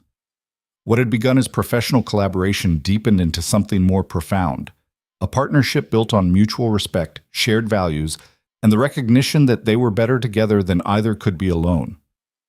6 months after accepting his formal position, Cole received an unexpected visitor. He was in his office reviewing proposed routes for the next railway expansion when his assistant announced that someone from his past had arrived seeking audience. The man who entered was older than Cole remembered, but unmistakable. Colonel Marcus Webb, Cole's former commanding officer from his cavalry days. Webb had been a complicated figure in Cole's life, demanding excellence while tolerating the moral ambiguity that frontier warfare required. "Mercer," Webb said, studying Cole, with the same penetrating gaze that had once judged his fitness for dangerous missions. "I heard you'd gone respectable. Didn't quite believe it until now." Colonel Webb: "This is unexpected." "I'm sure it is. I'm here on unofficial business, the kind that requires someone with your particular expertise." Webb settled into a chair without invitation, the gesture of a man accustomed to authority. "The Army's having trouble with a situation developing near the Utah border. A group of former soldiers has gone renegade, attacking settlements and blaming the violence on local tribes. It's creating exactly the kind of conflict that could explode into full-scale war." Cole felt the old pull, the familiar call to handle problems that existed outside legal frameworks. But something had changed in him since Red Mesa, since Rhea, since choosing to build instead of just survive. Why come to me instead of using official channels? Because official channels require official solutions, and official solutions in these situations usually mean Army intervention that kills as many innocents as enemies. Webb leaned forward. "You've built something here, Mercer. A model for how different communities can work together instead of tearing each other apart. The Army wants to replicate that. We want you to come to Utah, use your negotiation skills and territorial authority to resolve this before it becomes another massacre." "How long?" 3 months, maybe 4. You'd have full authority to negotiate on behalf of both the Army and the territorial government. Whatever solution you broker, we'll support it." It was tempting in ways Cole didn't want to examine too closely. The challenge, the importance, the chance to prevent catastrophe. But it would also mean leaving Red Mesa, leaving the work he'd started, leaving Rhea. "I need to think about it." "I understand, but don't think too long. People are dying while bureaucrats argue about jurisdiction." After Webb left, Cole sat alone in his office, wrestling with the decision. The old Cole would have accepted immediately, seen it as an adventure and an escape from anything approaching permanence. The new Cole recognized it as a test of his commitment to the choice he'd made. He found Rhea that evening at the railway depot, watching the Iron Belle being prepared for another ceremonial run. She knew something was wrong from the expression on his face. "What happened?" Cole explained Webb's visit and the offer, watching her process the information with the tactical mind that had made her such an effective marshal. When he finished, she was quiet for a long moment. "You want to go," she finally said. "Not a question." "Part of me does. The part that spent years solving impossible problems and walking away before the complications of staying caught up with me." Cole took her hand. "But that part's getting smaller every day. The larger part wants to stay here, keep building what we've started, see this through. Even though the work in Utah is important, all the work is important. The question is where I can do the most good, and whether running toward every crisis makes me a hero or just makes me unavailable for the people who've come to depend on me here." Rhea studied his face in the fading light. "If you stayed because you thought it's what I wanted, I'd lose respect for you. If you went because you couldn't resist the call of something new and dangerous, I'd lose faith in us. The only right answer is the one that's true to who you actually are, not who you used to be or who you think you should become. The honesty of it cut through Cole's indecision like a blade. Who I actually am is someone who's tired of running, who's found something worth protecting that isn't just my own survival. Who wants to build something that lasts instead of just preventing things from falling apart? He pulled her closer. I'm staying. The work in Utah is important, but there are other negotiators, other people with my skills. There's only one Red Mesa, only one territorial partnership we've built, only one you. You're sure? I've never been more sure of anything. They sent Webb back with a recommendation for 3 other qualified negotiators and a detailed briefing on strategies that had worked in similar situations. One of those negotiators succeeded in brokering peace in Utah, using methods Cole had pioneered in Colorado. It proved that the work was bigger than any one person, that systems and methods could outlast individual heroes. The realization was both humbling and liberating. The months that followed brought a rhythm to Cole's life that he'd never experienced. Purposeful work punctuated by moments of genuine peace. He and Rhea moved into a house on the edge of Red Mesa, a simple structure with a view of the mountains that had nearly killed them both. On quiet evenings, they'd sit on the porch and watch the sun set over the wilderness they'd helped transform. Nakoma visited regularly. The relationship evolved from wary negotiation to genuine friendship. Chen had returned to his family but made trips to Red Mesa to serve as translator for important councils. Wei had become a foreman on the railway expansion crew, his leadership skills and language abilities making him invaluable. The woman from the train, whose name was Sarah Winters, had opened a boarding house that became a gathering place for workers and travelers alike. The community they'd built together wasn't perfect. Conflicts still arose, problems still needed solving, and the work of maintaining peace required constant attention. But it was theirs, earned through shared struggle and sustained through collective commitment. A year after the Iron Belle's impossible journey, the railway company organized a formal ceremony to commemorate the anniversary. Dignitaries came from across the territory and beyond.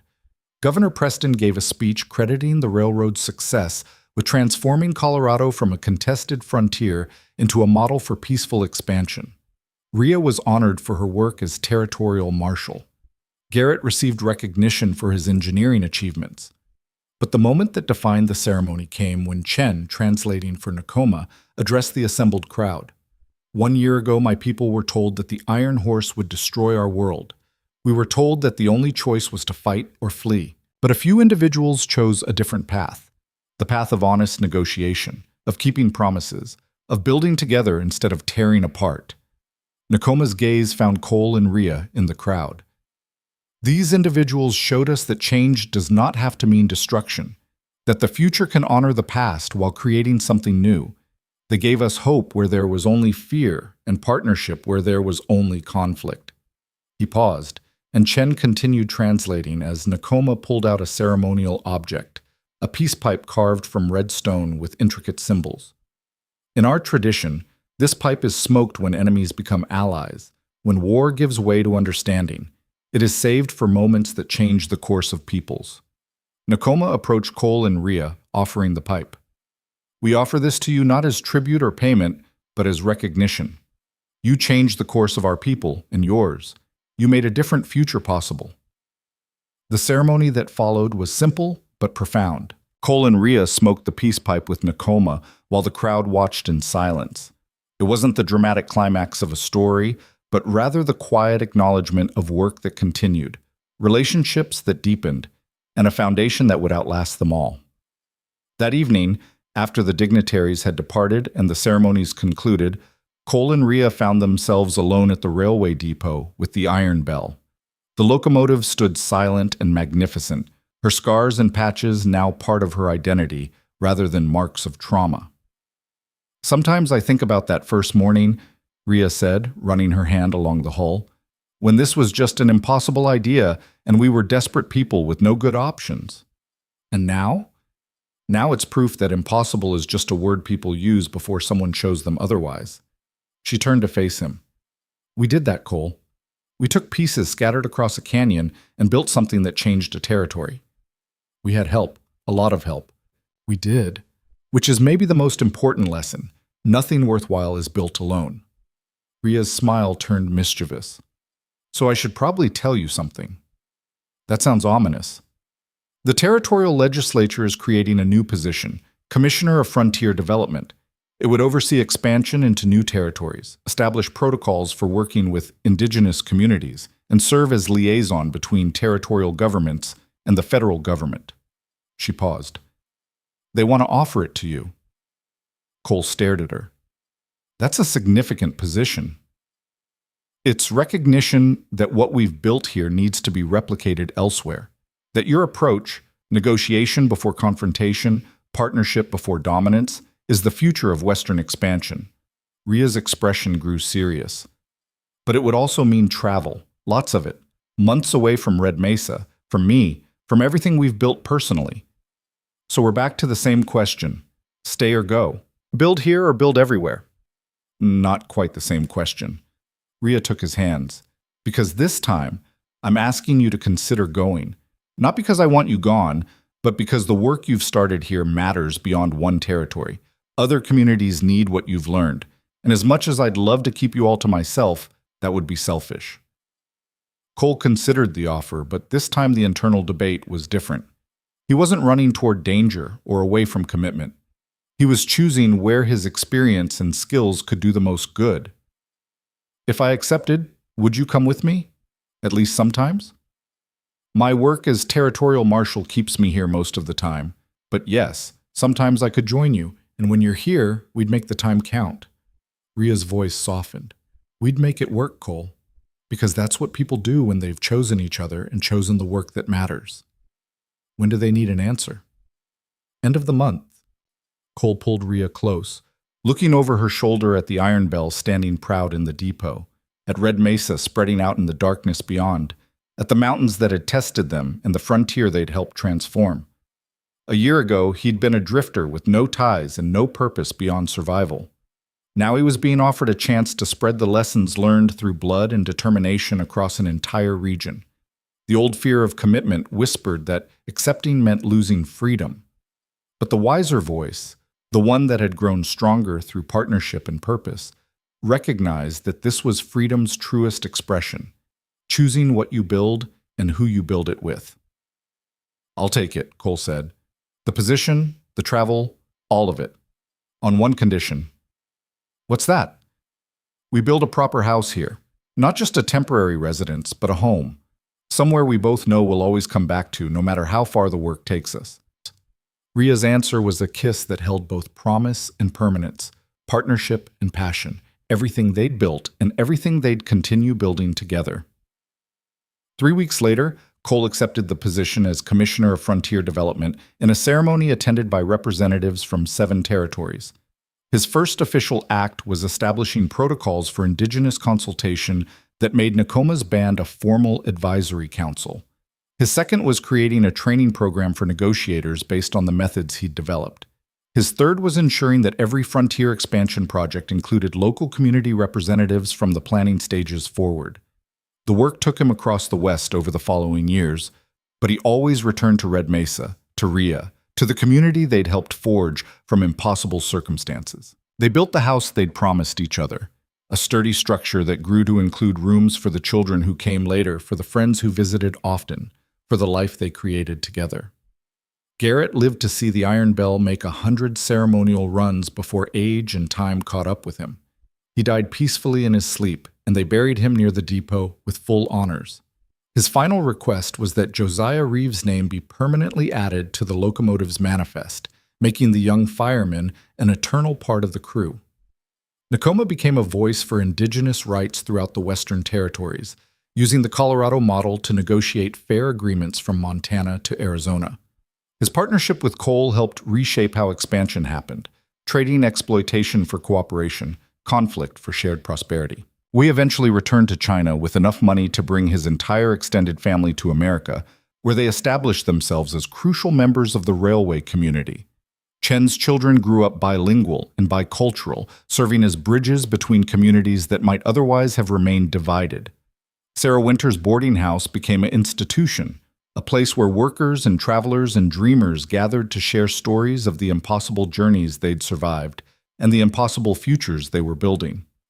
And the Iron Belle rolled on, her whistle echoing across valleys and mountains, a moving monument to the truth that courage and determination can overcome even the longest odds when people choose partnership over division, building over destroying, hope over despair. Years later, when Cole was older and the frontier had become something more settled and civilized, he'd sometimes visit the depot and stand before the locomotive that had changed his life. The brass plaque was still there, polished by countless hands, a testament to what had been accomplished.